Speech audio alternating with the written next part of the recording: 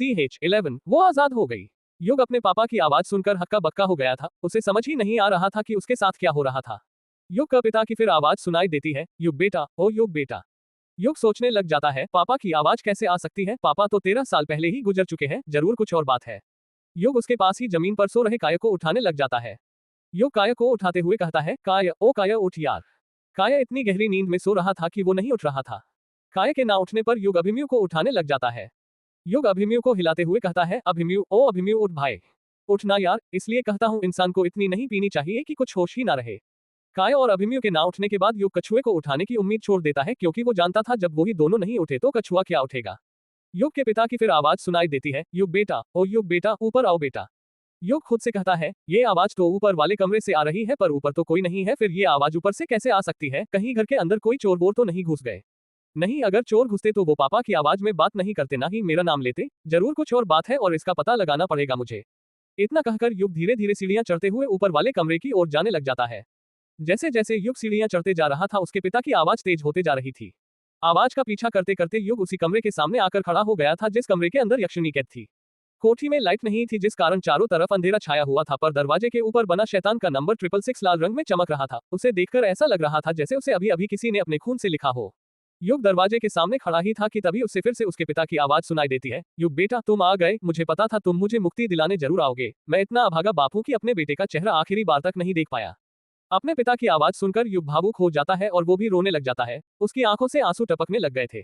युग के पिता की रोती हुई आवाज सुनाई देती है, मेरी लाश यहीं अंदर है बेटा, मेरी लाश का अंतिम संस्कार करके मुझे मुक्ति दिला दो बेटा, मेरी लाश को बाहर निकालो, दरवाजा खोलो युग बेटा। अपने पिता की आवाज सुनकर युग पूरी तरह भावना में बह चुका था। उसके दिमाग से यह बात निकल ही गई थी कि कमरे के अंदर यक्षिणी कैद है। युग अपने आंसू पोंछते हुए कहता है, मैं मुक्ति दिलाऊंगा पापा, आप फिक्र मत कीजिए, मैं अभी ये सब हटा देता हूँ। युग दरवाजे पर लगे ताबिज को हटाने के लिए अपने हाथ आगे बढ़ाने लग जाता है। युग जैसे ही ताबिज को छूता है, कोई उसका हाथ पीछे से पकड़ लेता है। अचानक किसी को अपना हाथ पकड़ते देख युग डर जाता है और जब वह पीछे मुड़ता है तो देखता है कि वहां पर अभिमन्यु खड़ा हुआ था, जिसने अपने एक हाथ में मोबाइल का टॉर्च पकड़ा हुआ था तो दूसरे हाथ से युग का हाथ। अभिमन्यु हैरानी के साथ युग से पूछता है, तू यहाँ पर क्या कर रहा है और ये तू क्या करने जा रहा था, तुझे पता है ना इस कमरे में यक्षिणी कैद है, फिर भी इसे खोलने जा रहा था।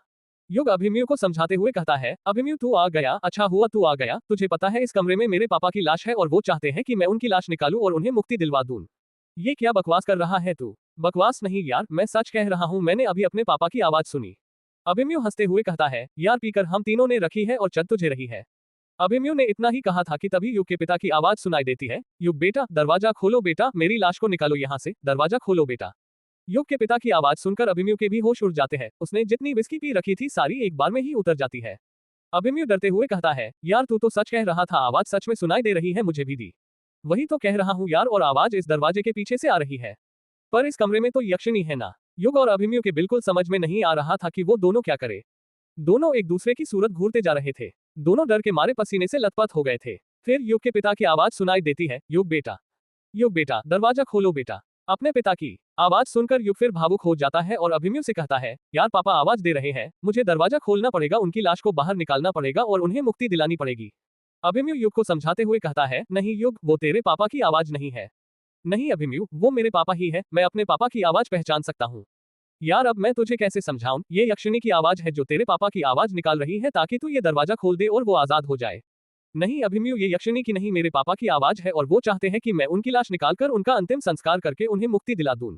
युग, ये यक्षिणी की एक चाल है, समझ मेरी बात को, मैं तुझे बताता हूँ, आत्माएं ज्यादातर वही बात दोहराती है जो काम उन्हें अपने शिकार से करवाना होता है, और तूने एक बात नोटिस की, जब से तेरे पापा की आवाज आ रही है वो एक ही बात बार बार बोल रहे हैं, और वो ये है कि युग बेटा दरवाजा खोल, युग बेटा दरवाजा खोलो, क्योंकि वो तेरे पापा की नहीं यक्षिणी की आवाज है। वो चाहती है तू दरवाजा खोले और वो बाहर निकले। नहीं अभिमन्यु, वो यक्षिणी की नहीं, मेरे पापा की आवाज है, वो चाहते हैं मैं दरवाजा खोलकर उनकी लाश बाहर निकालूं। फिर युग के पिता की आवाज सुनाई देती है, युग बेटा, दरवाजा खोलो बेटा। युग के पिता की इतनी ही आवाज सुनाई दी थी कि फिर अंदर से कोई दरवाजा ठोकने लग जाता है। कोई अंदर से जोरों से दरवाजा ठोक रहा था। दरवाजा हिलता हुआ देखकर अभिमन्यु डर जाता है और डरते हुए कहता है, देख युग, यहाँ पर रुकना ठीक नहीं है, मैंने पहले ही कहा था जहाँ पर आत्माएं होती है वहाँ पर नॉनवेज नहीं खाना चाहिए, वरना उनकी उत्तेजना बढ़ जाती है, ये सब उसी का असर है, हमें यहाँ पर और नहीं रुकना चाहिए, चल मेरे साथ नीचे चल। अभिमन्यु लगातार कुछ ना कुछ बोले जा रहा था, पर युग पर उसकी बातों का जरा भी असर नहीं हो रहा था। युग अपने पिता की आवाज सुनकर इतना भावुक हो गया था कि वो भूल गया था क्या सही है और क्या गलत। युग के कानों में बार बार उसके पिता की आवाजें गूंजे जा रही थी। युग बेटा दरवाजा खोलो, युग बेटा दरवाजा खोलो। युग दरवाजे पर लटक रहे ताले को अपने हाथ में पकड़ता है और उस पर बंधे अलग अलग धर्म के ताबीज और लाल कपड़ा हटाने लग जाता है। अभिमन्यु युग को रोकते हुए कहता है, ये तू क्या कर रहा है युग, रुक जा, ऐसा मत कर वरना तू सोच भी नहीं सकता क्या हो जाएगा। अभिमन्यु के समझाने पर भी युग नहीं समझता और वो सारे ताबीज दरवाजे से निकाल कर फेंक देता है।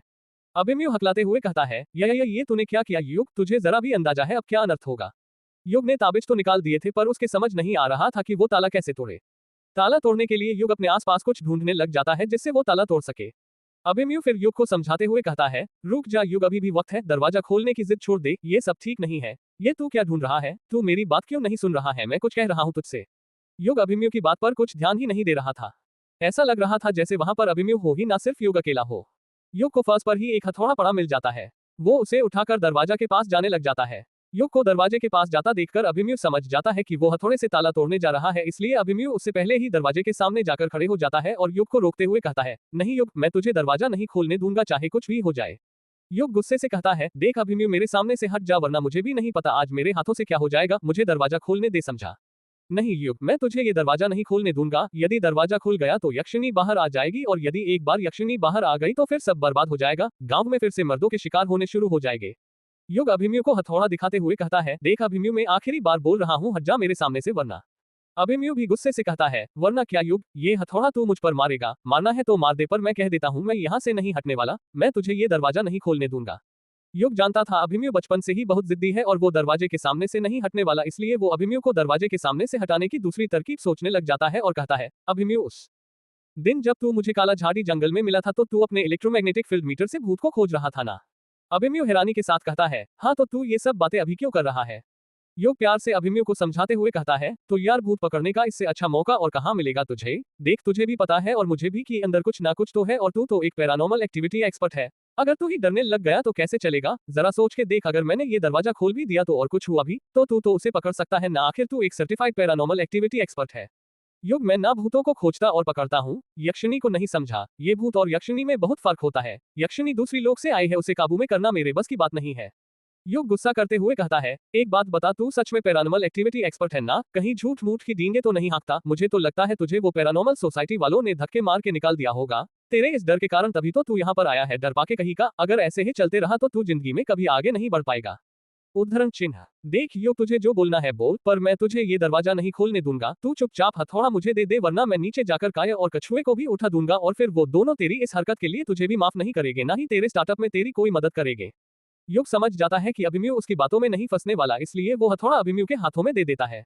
हथौड़ा हाथ में पकड़ते ही अभिमन्यु के कानों में युग की कड़वी बातें गूंजने लग जाती है। तुझे भगा दिया होगा पैरानॉर्मल सोसाइटी वालों ने, धक्के मार के निकाल दिया होगा, तू जिंदगी में कभी आगे नहीं बढ़ पाएगा।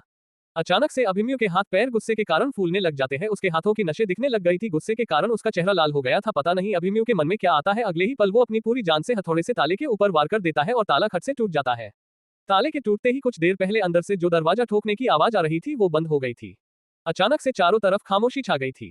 ताला टूटते हुए देखकर युग खुश हो गया था, होता भी कैसे नहीं, उसे कमरे के अंदर से उसके पिता की लाश 12 जो निकालनी थी।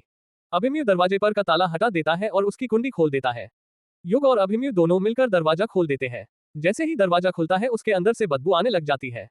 वह बदबू ऐसी थी जैसे किसी मरे हुए इंसान के शरीर में से आती है।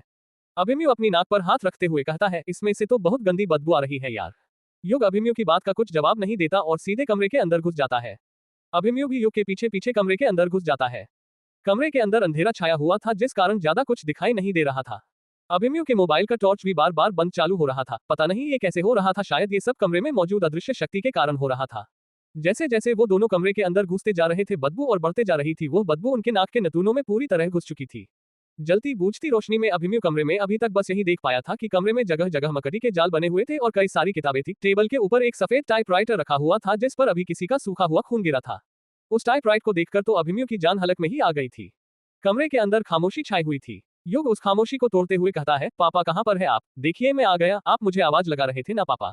अभिमन्यु दबी हुई आवाज में युग के पैर पर धीरे से लात मारते हुए कहता है, ये तू क्या बोल रहा है? युग किसे आवाज लगा रहा है? युग अभिमन्यु की बात का कुछ जवाब नहीं देता और फिर से अपने पापा को आवाज लगाते हुए कहता है, पापा कहाँ है आप? युग ने इतना ही कहा था कि तभी एक औरत की भिन्नाती हुई आवाज सुनाई देती है, पापा नहीं, यक्षिणी बेटा। यह आवाज सुनकर युग और अभिमन्यु दोनों दंग हो गए थे। युग हकलाते हुए कहता है, काका कौन? औरत की आवाज सुनाई देती है, मैं यक्षिणी, तेरी मौत। इतना सुनते ही अभिमन्यु फटाक से युग का हाथ पकड़ते हुए कहता है, युग भाग यहाँ से वरना दोनों मारे जाएंगे। युग और अभिमन्यु दोनों दरवाजे की ओर भागने लग जाते हैं। औरत की आवाज सुनाई देती है, रुको, कहाँ जा रहे हो, रुको। युग और अभिमन्यु जितनी तेजी से कमरे से बाहर निकल सकते थे निकल जाते हैं और बाहर निकलते ही दोनों सबसे पहले फटाक से दरवाजा वापस से लगा देते हैं। दरवाजे की कुंडी लगाने के बाद दोनों दरवाजे के ही नीचे बैठकर लंबी लंबी सांस लेने लग जाते हैं। अभिमन्यु हाँफते हुए कहता है, यार युग, क्या तूने भी अंदर वही आवाजें सुनी जो मैंने सुनी? युग भी हाँफते हुए कहता है, हाँ अभिमन्यु, किसी औरत की आवाज थी, तू सच कह रहा था, वो मेरे पापा की आवाज नहीं थी। सॉरी यार, अनजाने में मुझसे गलती हो गई, मुझे माफ कर दे। गलती तो मुझसे भी हुई है, आखिर भूत पकड़ने के चक्कर में ताला तो मैंने ही तोड़ा था ना, मैं ही तो थौर बन रहा था। क्या वो यक्षिणी इस कमरे से बाहर निकल गई? तूने उसे बाहर निकलते हुए देखा? यार कुछ कह नहीं सकते, आत्माएं अदृश्य होती है, उनकी जिसे मर्जी होती है वही उन्हें देख पाते हैं। क्या फिर कोई तरीका नहीं है पता करने का कि यक्षिणी इस कमरे से बाहर निकली या नहीं निकली? एक तरीका है। क्या? CH-12 रिश्तेदार। अभिमन्यु युग के सवाल का कुछ जवाब नहीं देता, उसको देखकर ऐसा लग रहा था जैसे वो किसी सोच में डूब गया था। युग अभिमन्यु को हिलाते हुए पूछता है, अरे कहाँ खो गया, बताना, क्या तरीका है पता करने का कि यक्षिणी इस कमरे के अंदर कैद है या बाहर निकल गई? अभिमन्यु युग के सवाल का जवाब देते हुए कहता है, युग, यक्षिणी इस कमरे के अंदर कैद है या नहीं इस बात का पता हमें खुद ब खुद 6 दिन बाद आने वाली पूर्णिमा को पता चल जाएगा, जब यक्षिणी किसी को अपना शिकार बनाएगी। युग अभिमन्यु पर चिढ़ते हुए कहता है, यार तू पागल हो रहा है क्या? तू क्या चाहता है कि हम किसी के मरने का इंतजार करें? तुझे नहीं पता अपनों को खोने का क्या गम होता है? अगर परिवार के एक मेंबर को भी कुछ हो जाता है ना तो पूरा परिवार बिखर जाता है। अभिमन्यु उदासी के साथ कहता है, सॉरी यार, मेरे कहने का यह मतलब नहीं था। फिर तू ही बता क्या करे? यार कुछ सोचना पड़ेगा, क्या तूने किसी साई को कमरे से बाहर निकलते देखा था? नहीं यार, अंधेरा इतना ज्यादा था कि क्या बताऊं, मुझे तो अभी भी तेरा चेहरा ठीक से नहीं दिख रहा, और जितना मैंने इन भूत प्रेत आत्माओं पर रिसर्च की है उस हिसाब से आत्माएं उन्हें ही दिखती है जिन्हें वो दिखना चाहती है, या फिर जिनकी राशि भारी या कोई दोष होता है। और हाँ, एक और चीज मैंने ये भी पढ़ा है कि जिस जगह पर आत्माएं कैद होती है, यानी जहां पर उन्हें बांध कर रखा जाता है, यदि आप उस जगह के साथ छेड़छाड़ कर दे या फिर वहां की कोई चीज छू ले तो वहां की आत्माएं बंधन से मुक्त हो जाती है। युग अपने हाथ की मुट्ठी खोलते हुए कहता है, ये देख। जब अभिमन्यु युग के हाथ की तरफ देखता है तो बौखला जाता है। युग के हाथ में एक बहुत ही पुराना काले रंग का पेन था। अभिमन्यु अपना मुंह फाड़ते हुए कहता है, ये तूने कब उठा लिया? यार वो जब हम भाग रहे थे ना तो पता नहीं कब ये मेरे हाथ में आ गया, ऐसा लगा जैसे किसी ने हाथों में थमा दिया हो। क्या बात कर रहा है? हाँ यार, वैसे अभी तू ये सब छोड़ और ये बता, क्या कोई ऐसा तरीका नहीं है जिससे हम 100% कंफर्म जो जाए कि यक्षिणी अंदर कैद है या नहीं? अभिमन्यु कुछ सोचते हुए कहता है, यार एक और तरीका है। अगर पहले की तरह कोई सा घटिया आइडिया हुआ तो सोच लेना, मुझसे बुरा कोई नहीं होगा। अरे नहीं भाई, पहले मेरा आइडिया सुन तो ले। हाँ बोल। हमारी पैरानॉर्मल एक्टिविटी संस्था में बहुत सारे कोर्स होते हैं जिसके अंदर हमें भूतों का पता कैसे लगाया जाता है, उन्हें कैसे पकड़ा जाता है, उनके साथ संपर्क कैसे साधा जाता है, ये सब सिखाया जाता है। मेरे पास बहुत सारे भूतों को पढ़ने के डिवाइस और टेक्निक है, अगर हम उनका यूज करें तो पता लगा सकते हैं कि यक्षिणी अंदर कैद है या नहीं। वो यंत्र काम तो करते हैं ना? तेरे इलेक्ट्रोमैग्नेटिक फील्ड मीटर डिवाइस की तरह खराब तो नहीं है ना? नहीं भाई, सब ठीक है, बस कल घर से लाना पड़ेगा वो सब। ठीक है, फिर कल जैसे ही सुबह हो पहली फुर्सत में वो डिवाइस ले आना। अभिमन्यु कहता कुछ नहीं, बस हैरानी के साथ बड़ी बड़ी आंखें करके युग को घूरने लग जाता है। युग ये बात नोटिस कर लेता है और अभिमन्यु को टोकते हुए कहता है, ये तू मुझे ऐसे पागलों की तरह घूर क्यों रहा है? तू ठीक तो है? मैं तो ठीक हूं, पर तू बता, तू तो ठीक है ना? हाँ, क्यों, मुझे क्या हुआ? कुछ नहीं यार, मैं सोच रहा हूँ कल जब तू आया था तो ये भूत पर यकीन नहीं करता था, और अब देखो मुझे ये पता करने बोल रहा है कि यक्षिणी कैद से कहीं बाहर तो नहीं निकली। यार किसी ने कहा है ना, जब खुद पर बीतती है तभी पता चलता है, बस वही कहानी है मेरे साथ हुई है। तुझे पता है ये सब कांड होने से पहले मुझे मेरे पापा मेरे सपने में दिखे थे, जब वो मुझे पहली और आखिरी बार बोर्डिंग स्कूल में छोड़ने आए थे, और जब मैं नींद से उठा तो मुझे उनकी आवाजें सुनाई देने लग गई। मैं समझ गया ये इत्तेफाक तो नहीं हो सकता, जरूर कुछ ना कुछ गड़बड़ है, और जब ऊपर पहुंचा तो ये सब कांड होने लगा और तू आ गया। यहीं से हम अंदाजा लगा सकते हैं कि यक्षिणी कितनी शक्तिशाली है, वो हमारे सपने तक देख सकती है और उस चीज का फायदा उठा सकती है। यार शक्तिशाली कैसे नहीं होगी, सिर्फ डायन की ही नहीं बल्कि दैवीय शक्तियां भी है उसके पास, भूल मत वो दूसरे लोग से आई है। हाँ यार ये भी तो है। युग कुछ सोचते हुए कहता है, और तू मुझे एक बात बता, जब मैं ताला तोड़ने वाला था तो तूने मुझे मना कर दिया, पर खुद मेरे हाथों से हथौड़ा लेकर वो ताला तोड़ दिया। आखिर ऐसा क्या हो गया था तुझे कि एकदम से ताला तोड़ दिया? ये सब तेरे तानों की वजह से हुआ है। क्या कहा, मेरे तानों की वजह से? हाँ यार, तुझे पता है मैं ना यहाँ पर अपनी छुट्टी मनाने नहीं आया हूँ, बल्कि पैरानॉर्मल संस्था वालों ने मुझे निकाल दिया है। युग अपना गला फाड़ते हुए कहता है, क्या? पर क्यों? अभिमन्यु हिचकिचाते हुए कहता है, यार वो बात यह है कि अभिमन्यु ने इतना ही कहा था कि तभी उसकी नजर जमीन पर गिरे ताबिजों पर पड़ती है, और वो बात को बदलते हुए कहता है, यार हमें ना ये सब ताबिज, लाल कपड़ा उठा लेना चाहिए और इस दरवाजे को वैसे ही बंद कर देना चाहिए जैसे पहले था। अगर कछुए और काया ने इसे खुला हुआ देख लिया तो प्रॉब्लम हो जाएगी, वो दोनों यक्षिणी के हाथों मरे या ना मरे डर के कारण जरूर मर जाएंगे। हाँ ठीक कह रहा है तू, और एक बात, उन दोनों को पता नहीं चलना चाहिए कि हमने ये दरवाजा खोला था। सिर्फ उन दोनों को ही नहीं, किसी को भी यह बात पता नहीं चलनी चाहिए। ये राज सिर्फ हम दोनों के बीच ही रहना चाहिए। हाँ ठीक है। युग और अभिमन्यु दोनों उठकर वापस से दरवाजे को वैसे ही बंद कर देते हैं।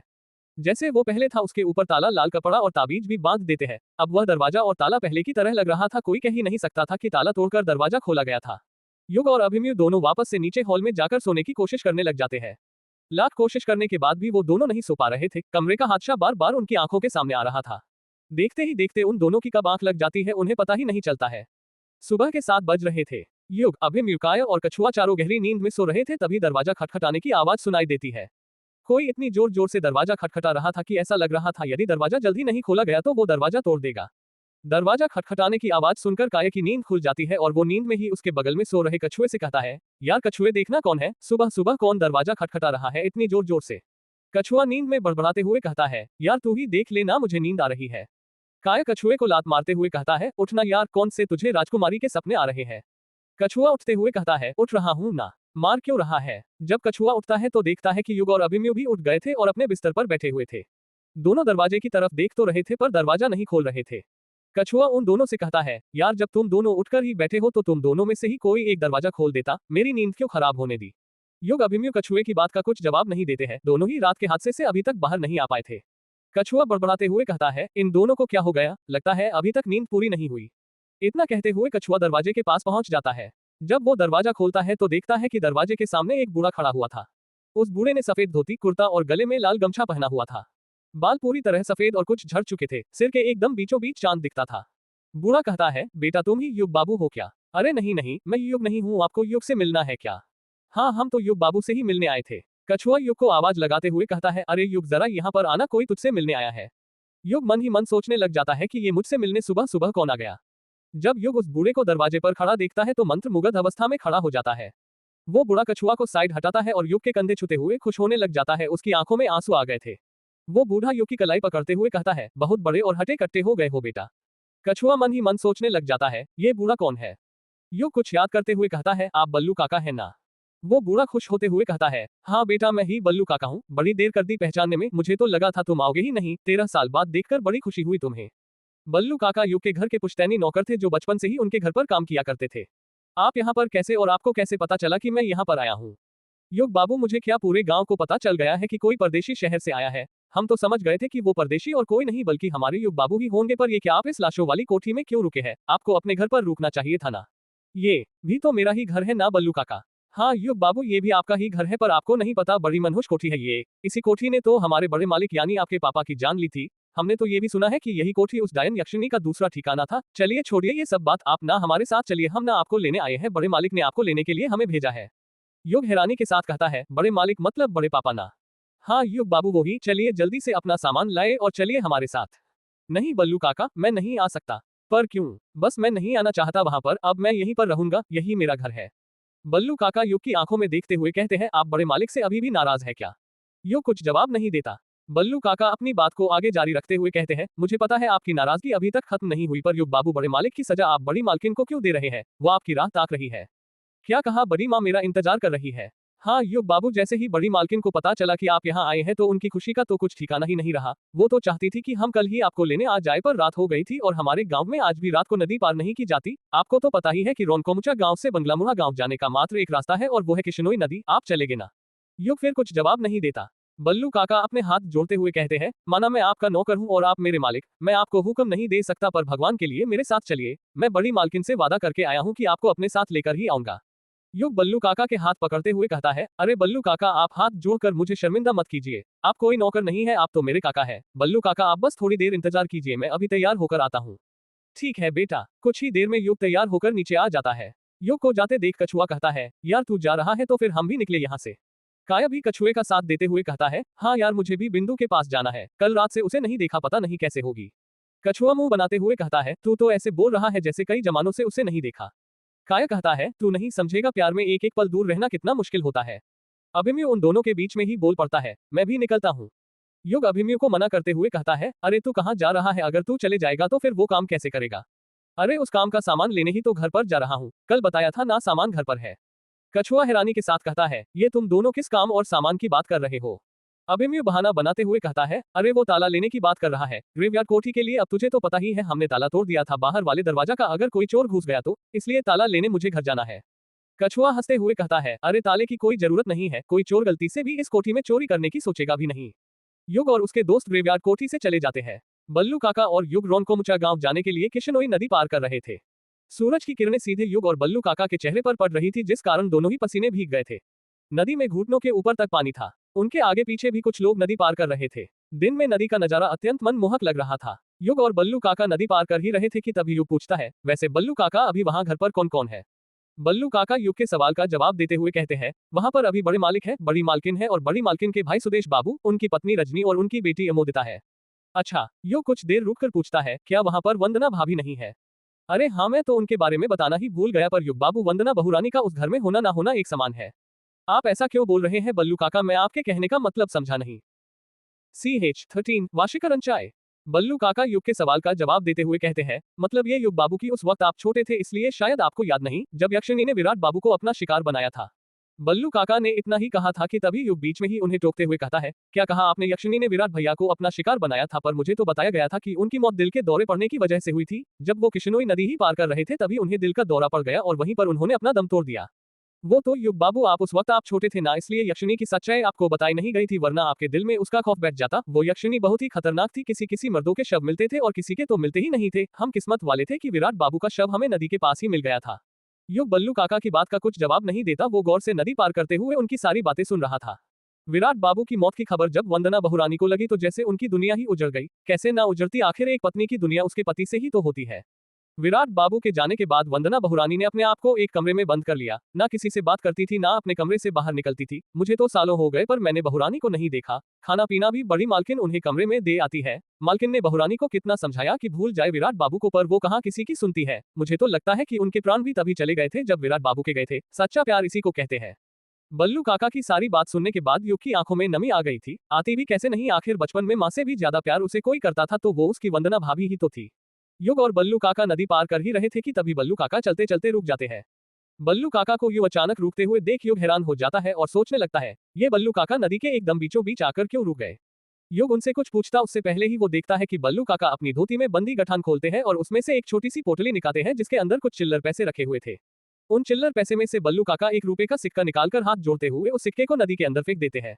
ये सब देखकर युग की आंखें चौंधिया जाती है और वो हैरानी के साथ पूछता है, अरे ये क्या बल्लू काका, आपने ये सिक्का नदी में क्यों फेंक दिया? बल्लू काका युग के सवाल का जवाब देते हुए कहते हैं, फेंका नहीं बेटा, दान किया है।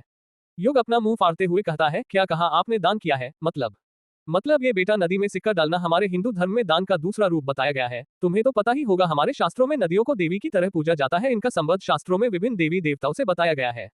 जब नदी, तालाब या फिर समुद्र आदि में हम सिक्का डालते हैं तो यह उसके दैवीय स्वरूप को एक में चढ़ाने का तरीका होता है।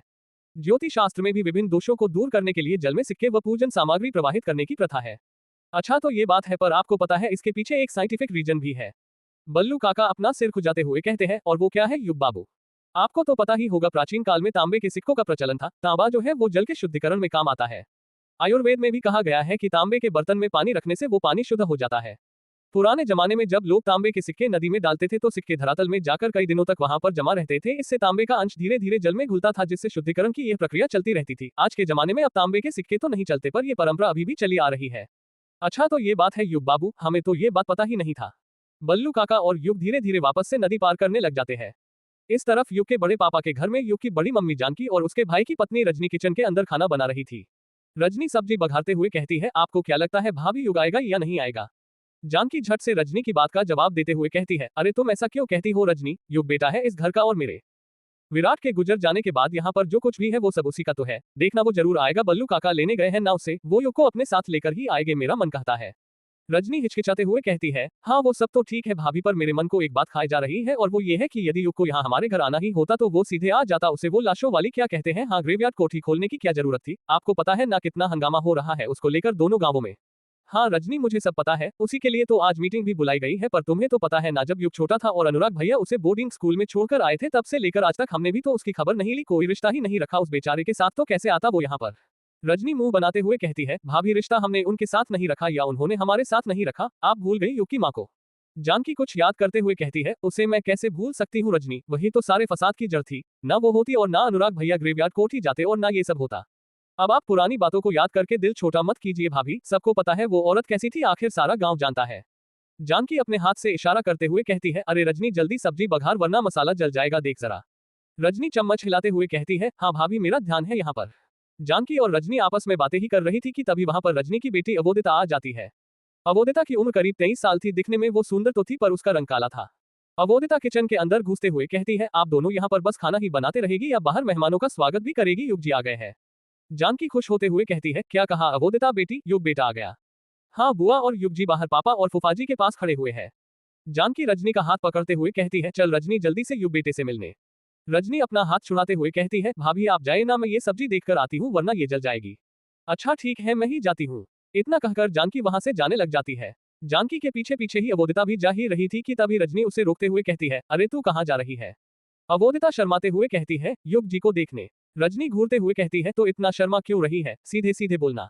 जानकी अभी किचन के दरवाजे तक ही पहुंचती थी कि तभी वो कहती है, अरे शर्माएगी कैसे नहीं? भूल गई रजनी, बचपन में युग और ये गुड्डा गुड्डी का खेल खेलते थे तो ये अवोदिता अपनी दुल्हन की शादी युग के दुल्हे से और युग अपने दुल्हे की शादी इसकी दुल्हन से कराता था, और जब इन दोनों से पूछते थे कि आपस में शादी करोगे तो कैसे हाँ हाँ चिल्लाते हुए पूरे घर में घूमते थे। अवोदिता शर्माते हुए कहती है, उस वक्त हम छोटे थे बुआ जी। जानकी कान पकड़ते हुए कहती है, क्या कहा छोटे थे? तो एक बात बता, अभी इतना शर्मा क्यों रही है तुझे? क्या लगता है कि मुझे नहीं पता बचपन का प्यार कैसा होता है? भूल मत कि मैं भी कभी तेरी उम्र की थी। चल अब जल्दी मेरे साथ बाहर। इतना कहकर जानकी वहां से चली जाती है। अवोदिता भी किचन के बाहर अपना कदम रखने ही वाली थी कि तभी रजनी उसे रोकते हुए कहती है, 2 मिनट अवोदिता, जरा यहाँ पर आना। अवोदिता चिढ़ते हुए कहती है, क्या है माँ? अब लगता है आज आप मुझे युग जी से मिलने ही नहीं दोगे। रजनी अवोदिता को ऊपर से लेकर नीचे तक अच्छे से देखते हुए कहती है, तो ऐसे मिलेगी युग से? अवोदिता अपने कपड़े और बाल ठीक करते हुए कहती है, तो फिर कैसे मिलूं माँ? क्या मैं अच्छी नहीं दिख रही? अच्छी तो तू बचपन से नहीं दिखती है। पता नहीं जब तू मेरे पेट में थी तो क्या खा लिया था मैंने जो मुझे कोयले जैसी बेटी हुई। एक तो लड़की की शादी कराना वैसे ही मुश्किल होता है, ऊपर से काली निकल जाए तो और मुश्किल हो जाती है। अपनी माँ की बात सुनकर अवोदिता उदास हो जाती है। उसके मन को गहरी ठेस पहुंची थी।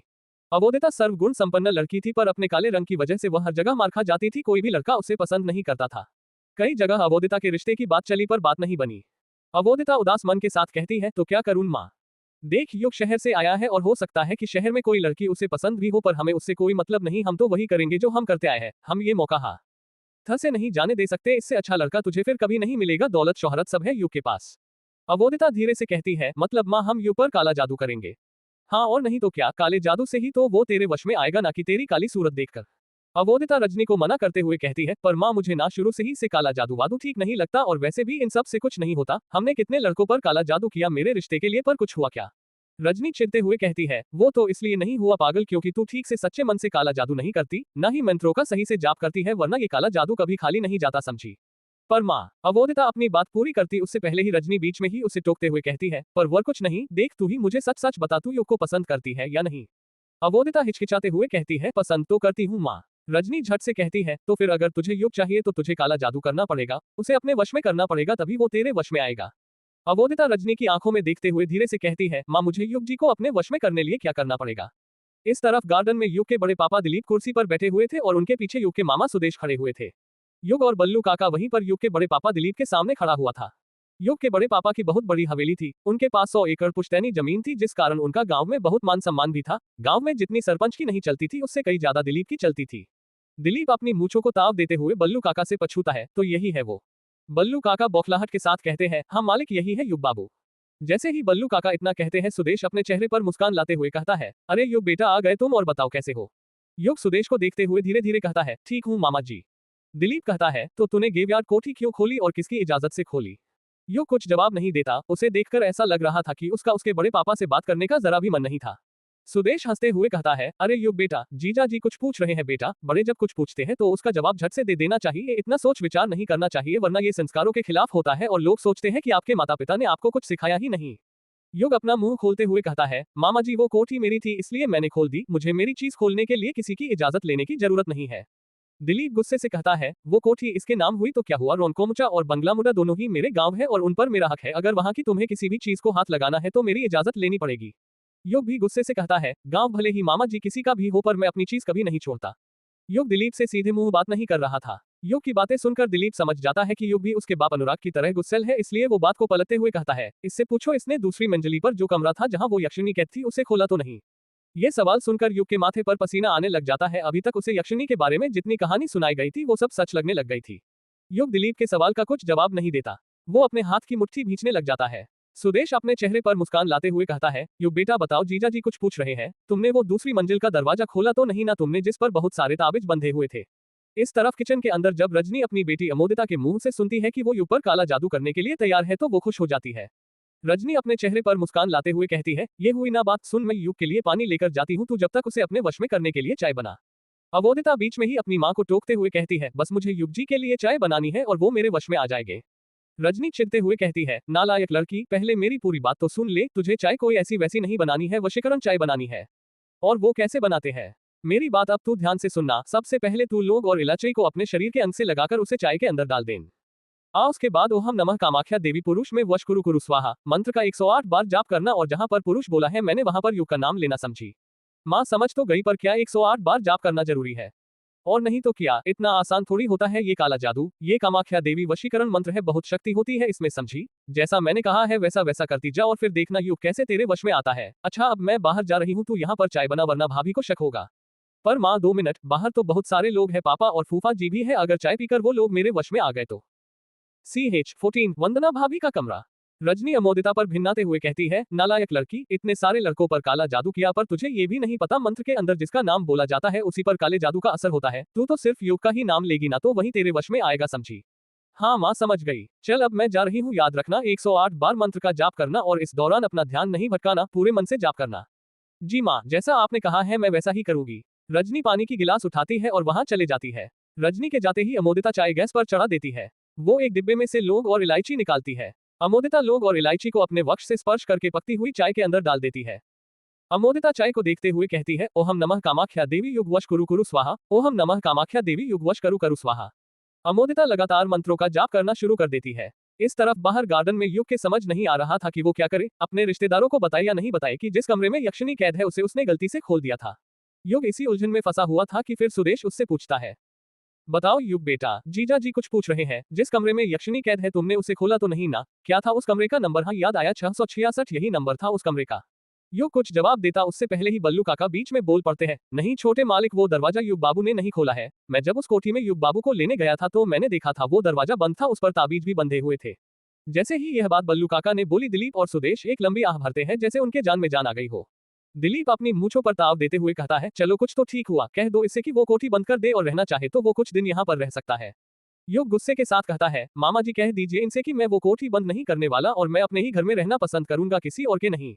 युग की बात सुनकर दिलीप को गुस्सा आ जाता है। वो गुस्से में कुछ कहता उससे पहले ही वहां पर युग की बड़ी मम्मी जानकी आ जाती है। जानकी युग के पास जाते हुए कहती है, युग बेटा तू आ गया। जब युग अपनी बड़ी मम्मी की तरफ देखता है तो खुश हो जाता है। कुछ पल पहले जो उसके चेहरे पर गुस्सा था वो अचानक से गायब हो जाता है। युग अपनी बड़ी मम्मी के पैर छूने लग जाता है। जानकी प्यार से युग के सिर पर हाथ फेरते हुए कहती है, मुझे पता था बेटा एक ना एक दिन तू अपनी बड़ी मम्मी के पास जरूर आएगा, आखिर इतने सालों बाद तुझे अपनी बड़ी मम्मी की याद आ ही गई ना? युग कहता है, नहीं बड़ी माँ ऐसी बात नहीं है वो। युग अपनी बात पूरी करता उससे पहले ही वहां पर 3-4 आदमी आ जाते हैं जिन्होंने अपने हाथों में राइफल पकड़ी हुई थी। देखने से वो युग के बड़े पापा दिलीप के पहरेदार लग रहे थे। उन्हीं चारों आदमी में से एक आदमी दिलीप से कहता है, मालिक मीटिंग लग चुकी है और आपका सब इंतजार कर रहे हैं, सरपंच साहब ने हमें भेजा है। दिलीप फिर अपनी मुछों को ताव देते हुए कहता है, अच्छा मीटिंग लग गई तो चलो फिर इंतजार किस बात का कर रहे हो? इतना कहकर दिलीप अपनी जगह पर खड़े होता है और अपने आदमियों के साथ बाहर की ओर जाने लग जाता है। सुदेश भी उनके पीछे पीछे जाने लग जाता है। युग हैरानी के साथ जानकी से पूछता है, बड़ी माँ ये बड़े पापा और मामा जी किस मीटिंग में जा रहे हैं? वो युग बेटा वो जो तुमने ग्रेवयार्ड कोठी खोली है ना, उसी सिलसिले में आज रोनकोमुचा और बंगलामुहा दोनों गांव के सरपंचों ने मीटिंग रखी है, उसी में गए हैं तुम्हारे बड़े पापा और मामा जी। युग अपनी आंखें बड़ी करते हुए कहता है, क्या कहा आपने? मैंने कोठी खोली इस सिलसिले में मीटिंग बैठी है, पर क्यों? और वो कोठी तो मेरी है ना, मेरी मर्जी मैं उसे खोलूं या बंद करूं, गांव वालों को उससे क्या लेना देना? लेना देना है बेटा, तुम्हें तो पता ही होगा यक्षिणी के बारे में, सारा गांव जानता है कि यक्षिणी को उस कोठी में बंद किया गया था और अब कोठी खुलने के बाद सारे गांव के ऊपर मौत मंडरा रही है। जब तक कोठी वापस से बंद नहीं हो जाती गांव वाले चैन की सांस नहीं लेंगे। पर बड़ी माँ मैं वो कोठी बंद नहीं। युग फिर अपनी बात पूरी करता उससे पहले ही वहां पर रजनी पानी की गिलास लेकर आ जाती है और युग को देखते हुए कहती है, अरे युग बेटा तुम तो बहुत बड़े हो गए, पहचान में ही नहीं आ रहे, पहचाना मुझे तुमने? युग रजनी को देखते हुए कुछ याद करते हुए कहता है, अरे मामी जी मैं आपको कैसे भूल सकता हूँ? रजनी पानी की गिलास युग को देते हुए कहती है, ये लो बेटा पानी पी लो, तुम थक गए होगे ना? युग पानी की गिलास लेते हुए कहता है, अच्छा हुआ मामी जी आप पानी ले आई, मेरा तो बहुत गला सूख रहा है तभी से जब से नदी पार कर रहा था। युग पानी की गिलास अपने होठों से लगाने ही वाला था कि तभी जानकी उसे रोकते हुए कहती है, रुक जाओ युग बेटा पानी मत पीना। जानकी के कहने पर युग रुक जाता है और अजीब सा मुंह बनाते हुए कहता है, क्या हुआ बड़ी माँ? रजनी मन ही मन घबराने लग जाती है और सोचने लगती है, ये भाभी युग को मेरे हाथों से पानी पीने से मना क्यों कर रही है, इनको क्या हो गया अचानक से? जानकी रजनी को समझाते हुए कहती है, रजनी तुम भूल गई, युग नदी पार करके आया है, पहले उसका शुद्धिकरण करना पड़ेगा। रजनी अपने सिर पर हाथ मारते हुए कहती है, अरे ये बात तो मेरे दिमाग से ही निकल गई थी भाभी, वो क्या है ना, युग इतने सालों बाद आया है ना, तो खुशी के कारण भूल गई थी, आप यहीं पर रुकिए, मैं लेकर आती हूँ। इतना कहकर रजनी वहां से चली जाती है। युग रजनी को देखते हुए कहता है, बड़ी माँ ये मामी जी कहाँ और क्या लेने जा रही है? बस देखते जा बेटा, कुछ देर में तुझे खुद ही तेरे सारे सवालों के जवाब मिल जाएंगे। कुछ देर बाद रजनी जब वापस आती है तो उसके हाथ में एक बड़ा सा लोटा था जिसमें पानी रखा हुआ था। युग उस लोटे को देखते हुए हंसते हुए कहता है, अरे ये क्या, जो नदी पार करके आते हैं उन्हें गिलास की जगह लोटे से पानी पिलाया जाता है क्या? जानकी युग की बात का जवाब देते हुए कहती है, युग बेटा ये पानी नहीं है बल्कि गौमूत्र है। युग अपना मुंह फाड़ते हुए कहता है, क्या कहा, गौमूत्र है? इससे क्या करना है? प्लीज बड़ी माँ आप ये मत कहना कि इसे मुझे पीना है, कहीं यहाँ पर ये रिवाज तो नहीं है ना कि जो लोग नदी पार करके आते हैं उन्हें गौमूत्र पिलाया जाता है। युग की बातें सुनकर जानकी और रजनी दोनों ठहाके मार मार के हंसने लग जाती है। जानकी हंसते हुए ही कहती है, ये पीने के लिए नहीं है बेटा। तो फिर किस चीज के लिए है बड़ी माँ? जानकी युग की बात का कुछ जवाब नहीं देती और वो लोटा रजनी के हाथों से ले लेती है। जानकी उस लोटे के अंदर का गौमूत्र अपने हाथ में लेते हुए युग के ऊपर छिड़कने लग जाती है। युग जानकी को रोकते हुए कहता है, ये आप क्या कर रही है बड़ी माँ, प्लीज आप ऐसा मत कीजिए, इसमें से बहुत गंदी स्मेल आ रही है। जानकी गौमूत्र युग पर छिड़कते हुए कहती है, तुझे नहीं पता युग बेटा, पर यही रिवाज है। शास्त्रों के अनुसार बुरी शक्तियों के प्रभाव को खत्म करने के लिए गौमूत्र का प्रयोग किया जाता है। गौमूत्र बहुत ही पवित्र पदार्थ माना जाता है। शास्त्रों में लिखा गया है कि गाय में अनेक देवी एवं देवता निवास करते हैं और गौमूत्र में नकारात्मक प्रभाव को दूर करने की शक्ति निहित होती है। हमारे गांव के लोग तो हर दिन बुरी शक्तियों को अपने घर से दूर करने के लिए पूरे घर में गौमूत्र का छिड़काव करते हैं। युग कुछ नहीं कहता क्योंकि वो जानता था उसका कुछ भी कहना फिजूल है, बड़ी मम्मी उनके मन की करके ही रहेगी। गौमूत्र के छिड़काव के बाद युग पानी पीने लग जाता है। रजनी युग के आसपास की स्मेल लेते हुए कहती है, भाभी इसमें से तो बहुत गंदी बदबू आ रही है। युग पानी पीते हुए कहता है, अरे मामी जी स्मेल कैसे नहीं आएगी, अभी कुछ देर पहले ही तो बड़ी माँ ने मेरे ऊपर मुट्ठी भर भर के गौमूत्र छिड़का है। नहीं युग बेटा, ये गौमूत्र की स्मेल नहीं है, ये बदबू तो ऐसे आ रही है जैसे किसी मरे हुए इंसान के शरीर में से आती है, सड़ी हुई गोभी की तरह। जानकी डरते हुए कहती है, युग बेटा कहीं ये बदबू तुम्हारे ग्रेवयार्ड कोठी में रुकने की वजह से तो नहीं रही, आखिर वहां पर वो यक्षिणी जो कैद है। जानकी की बात सुनकर युग भी घबराने लग जाता है, उसको भी मन ही मन लगने लग जाता है कि उनका कहना ठीक है, आखिर उसने कल रात यक्षिणी का कमरा जो खोला था, हो सकता है उसी वजह से उसकी शर्ट में से बदबू आ रही हो, पर जानकी और रजनी को उस पर शक ना हो इसलिए वह बड़े एटीट्यूड के साथ कहता है, अरे नहीं बड़ी माँ ऐसा कुछ नहीं है, आप भी ना कुछ भी सोचती है। युग जानकी और रजनी आपस में बातें ही कर रहे थे कि तभी वहां पर अमोदिता चाय की ट्रे लेकर आ जाती है। चाय की ट्रे में 4 कप चाय रखी हुई थी। अमोदिता आते से ही कहती है, अरे फूफा जी और पापा कहाँ चले गए, मैं तो उनके लिए भी चाय लेकर आई थी। जानकी अमोदिता के सवाल का जवाब देते हुए कहती है, वो तो चले गए। बेटा कोई बात नहीं, ला चाय युग बेटे को और हमें दे दे। रजनी अपने हाथ से अमोदिता की तरफ इशारा करते हुए युग से कहती है, मुझे तो पहचान लिया था तुमने युग बेटा, पर ये बता इसे पहचाना या नहीं पहचाना। युग अमोदिता को ऊपर से लेकर नीचे तक अच्छे से देखते हुए कहता है, ये आपकी बेटी अमोदिता है ना? युग ने इतना ही कहा था कि तभी जानकी खुश होते हुए कहती है, बिल्कुल ठीक कहा मेरे युग बेटे ने, ये सबको पहचानता है, किसी को नहीं भूला। युग उदास चेहरा बनाते हुए कहता है, सिवाय अपनी माँ के। जैसे ही युग ये बात कहता है अचानक से वहां पर खड़े सभी लोगों के चेहरे की हंसी गायब हो जाती है, जैसे उसे ये बात नहीं बोलनी चाहिए थी। रजनी माहौल को बदलते हुए कहती है, अरे वाह अमोदिता, चाय की खुशबू तो बहुत अच्छी आ रही है, चाय अच्छे से तो बनाई है ना जैसे मैंने बताई थी। अमोदिता तिरछी आंख से अपनी माँ को इशारा करते हुए कहती है, हाँ माँ बिल्कुल वैसे ही बनाई है जैसे आपने बताई थी। तो खड़ी क्या है, युग बेटे को देना। अमोदिता युग के पास जाती है और उसे चाय देते हुए कहती है, युग जी चाय लीजिए ना। युग अमोदिता को मना करते हुए कहता है, अरे नहीं अमोदिता, गर्मी बहुत है, मेरा चाय पीने का मन नहीं कर रहा। ये बात सुनकर रजनी को झटका सा लगता है, उसे कुछ भी करके अमोदिता के हाथ की चाय युग को पिलानी थी। रजनी युग पर दबाव बनाते हुए कहती है, पी लो युग बेटा, अमोदिता ने बड़े प्यार से तुम्हारे लिए बनाई है, वरना फेंकने में जाएगी। बस एक बार तुम अमोदिता के हाथ की चाय पीकर देखो, फिर तुम उसी के हाथों की चाय के गुणगान गाने लग जाओगे। वो सब तो ठीक है मामी जी, पर पता नहीं आज मन ही नहीं कर रहा चाय पीने का। युग की बात सुनकर अमोदिता का चेहरा छोटा सा हो गया था। जानकी अमोदिता का उदास चेहरा देखते हुए युग से कहती है, पी ले युग बेटा, वरना अमोदिता को बुरा लगेगा, उस बेचारी ने तेरे लिए ही चाय बनाई थी और भूल गया बचपन में जब तू अपने गुड्डे की इसकी गुड्डी से शादी करता था तो क्या कहता था कि मेरा गुड्डा तो अमोदिता की गुड्डी के लिए जहर भी पी ले और अब तू चाय पीने से घबरा रहा है। युग शर्माते हुए कहता है, वो तो बस ऐसे ही बड़ी मम्मी, कहाँ आप बचपन की बातों को लेकर बैठी हुई है। जानकी और रजनी के फोर्स करने पर युग चाय पीने के लिए तैयार हो जाता है। वो चाय का कप उठाने के लिए अपने हाथ आगे बढ़ाने लग जाता है। जब अमोदिता युग को चाय देने के लिए थोड़ा सा झुकती है तो उसकी नजर युग की आंखों पर पड़ती है और युग की आंखों में देखकर उसके हाथ पैर कांपने लग जाते हैं, वह बहुत नर्वस हो जाती है। जब कोई लड़की अपने बचपन के प्यार को देखती है तो अक्सर उसके साथ ऐसा ही होता है। अमोदिता इतनी नर्वस हो गई थी कि उसके हाथ जोर जोर से कांपने लग जाते हैं और अगले ही पल ट्रे उसके हाथ से छूट जाती है और सारे कप जमीन पर गिरकर धड़ाम से फूट जाते हैं। रजनी गुस्से से कहती है, ये क्या सारी मेहनत बर्बाद कर दी, एक काम तुझसे ठीक से नहीं होता। जानकी रजनी को समझाते हुए कहती है, अरे रजनी तू क्यों अमोदिता पर चिल्ला रही है, बच्ची है बेचारी, हो जाता है कभी कभी, और वैसे भी युग बेटे का भी मन नहीं था चाय पीने का, हम ही उस पर दबाव बना रहे थे, इससे हमें ये सीख मिलती है हमें कभी भी कोई काम जबरदस्ती नहीं करना चाहिए। अमोदिता नीचे बैठकर जमीन पर फूटे चाय के कप के कांच ट्रे में उठाने लग जाती है। जानकी उसे रोकते हुए कहती है, अरे अमोदिता बेटा रहने दे तू, मैं कर लूंगी। युग अमोदिता और जानकी की बातों पर ध्यान नहीं दे रहा था, वह अपने आसपास देख रहा था। उसे देखकर ऐसा लग रहा था जैसे वो किसी को ढूंढ रहा हो। ये बात रजनी नोटिस कर लेती है और युग से पूछती है, क्या हुआ बेटा, कुछ ढूंढ रहे हो क्या? युग अपने आसपास देखते हुए कहता है, वो मामी जी, मैं सबसे मिल गया पर मुझे कहीं वंदना भाभी नहीं दिखी, वो कहाँ पर है? युग का सवाल सुनकर अचानक से रजनी के चेहरे के एक्सप्रेशन बदल जाते हैं। उसे देखकर ऐसा लग रहा था जैसे युग ने कोई ऐसा सवाल पूछ लिया था जो उसे नहीं पूछना चाहिए था। अमोदिता भी कांच के टुकड़े बिनते बिनते रुक गई थी। युग कहता है, क्या हुआ, आप सब मुझे ऐसे क्यों घूर रहे हैं, वंदना भाभी यहाँ पर नहीं है क्या? जानकी हिचकिचाते हुए कहती है ना युग बेटा, वंदना यहीं पर है अपने कमरे में। मुझे उनसे मिलना था बड़ी माँ, उनसे भी तो मिले हुए कई साल हो गए, और आप सबको तो पता ही है बचपन में भाभी मेरा कितना ख्याल रखती थी। हाँ वो तो है बेटा, पर जानकी अपनी बात पूरी करती उससे पहले ही युग कहता है, पर क्या बड़ी माँ प्लीज बताई ना भाभी का कमरा कहाँ है, मैं अभी उनसे मिलकर आता हूँ। जानकी अमोदिता से कहती है, जा अमोदिता, युग बेटे को वंदना के कमरे में ले जा। जैसे ही अमोदिता ये बात सुनती है, अमोदिता के डर के कारण हाथ पैर कांपने लग जाते हैं। वह हिचकिचाते हुए कहती है, क्या कहा बुआ जी आपने, वंदना भाभी के कमरे में? जानकी कहती है, हाँ वंदना के, जा लेकर जा युग को। अमोदिता डरते हुए कहती है, नहीं नहीं, मैं नहीं जाने वाली उनके कमरे के पास भी। अरे जाना, मैंने कहा ना। युग ये सब देखकर हैरान हो जाता है और सोचने लग जाता है, ये अमोदिता वंदना भाभी के कमरे में जाने से इतना डर क्यों रही है? रजनी अमोदिता पर चिल्लाते हुए कहती है, नालायक लड़की, तेरे एक बार में समझ में नहीं आता क्या? भाभी कब से तुझे कुछ करने बोल रही है और तू यहाँ पर बैठी हुई है, क्या यही संस्कार दिए हैं मैंने तुझे बड़ों की बात ना मानना? रजनी के चिल्लाने पर अमोदिता अपनी जगह पर खड़ी हो जाती है और युग से कहती है, चलिए युग जी। अमोदिता और युग सीढ़ियां चढ़ते हुए वंदना के कमरे की ओर जाने लग जाते हैं। जैसे जैसे अमोदिता वंदना के कमरे की तरफ अपने कदम बढ़ाते जा रही थी, उसके अंदर का खौफ बढ़ते जा रहा था। युग के तो कुछ समझ ही नहीं आ रहा था कि अमोदिता वंदना भाभी के कमरे में जाने से इतना घबरा क्यों रही थी। CH-15 उससे कैसे पता? युग और अमोदिता सीढ़ियां चढ़ते हुए वंदना के कमरे की ओर जा रहे थे। सीढ़ियां चढ़ते वक्त अमोदिता के पैर डर के मारे कांप रहे थे। युग बहुत देर से ये चीज नोटिस कर रहा था। युग से रहा नहीं जाता और वो उससे पूछ ही लेता है, अमोदिता मैं बहुत देर से देख रहा हूँ, जब से मैंने वंदना भाभी का जिक्र किया है तब से तुम बहुत घबरा रही हो, आखिर बात क्या है? अमोदिता हिचकिचाते हुए कहता है, क्या कहा युग जी आपने, मैं घबरा रही हूँ? नहीं नहीं, मैं क्यों घबराऊंगी भला, आपको कोई गलत फहमी हो रही है। नहीं अमोदिता, तुम्हारे चेहरे पर घबराहट साफ दिख रही है, बताओ ना हुआ क्या है, तुम सब क्या छुपा रहे हो मुझसे? अमोदिता धीरे से कहता है, आपको वंदना भाभी के बारे में नहीं पता क्या?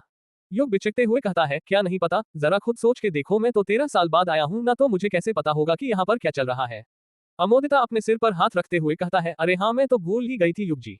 युग अमोदिता पर दबाव बनाते हुए कहता है, अमोदिता बात मत घुमाओ, बताओ क्या बता रही थी तुम वंदना भाभी के बारे में मुझे?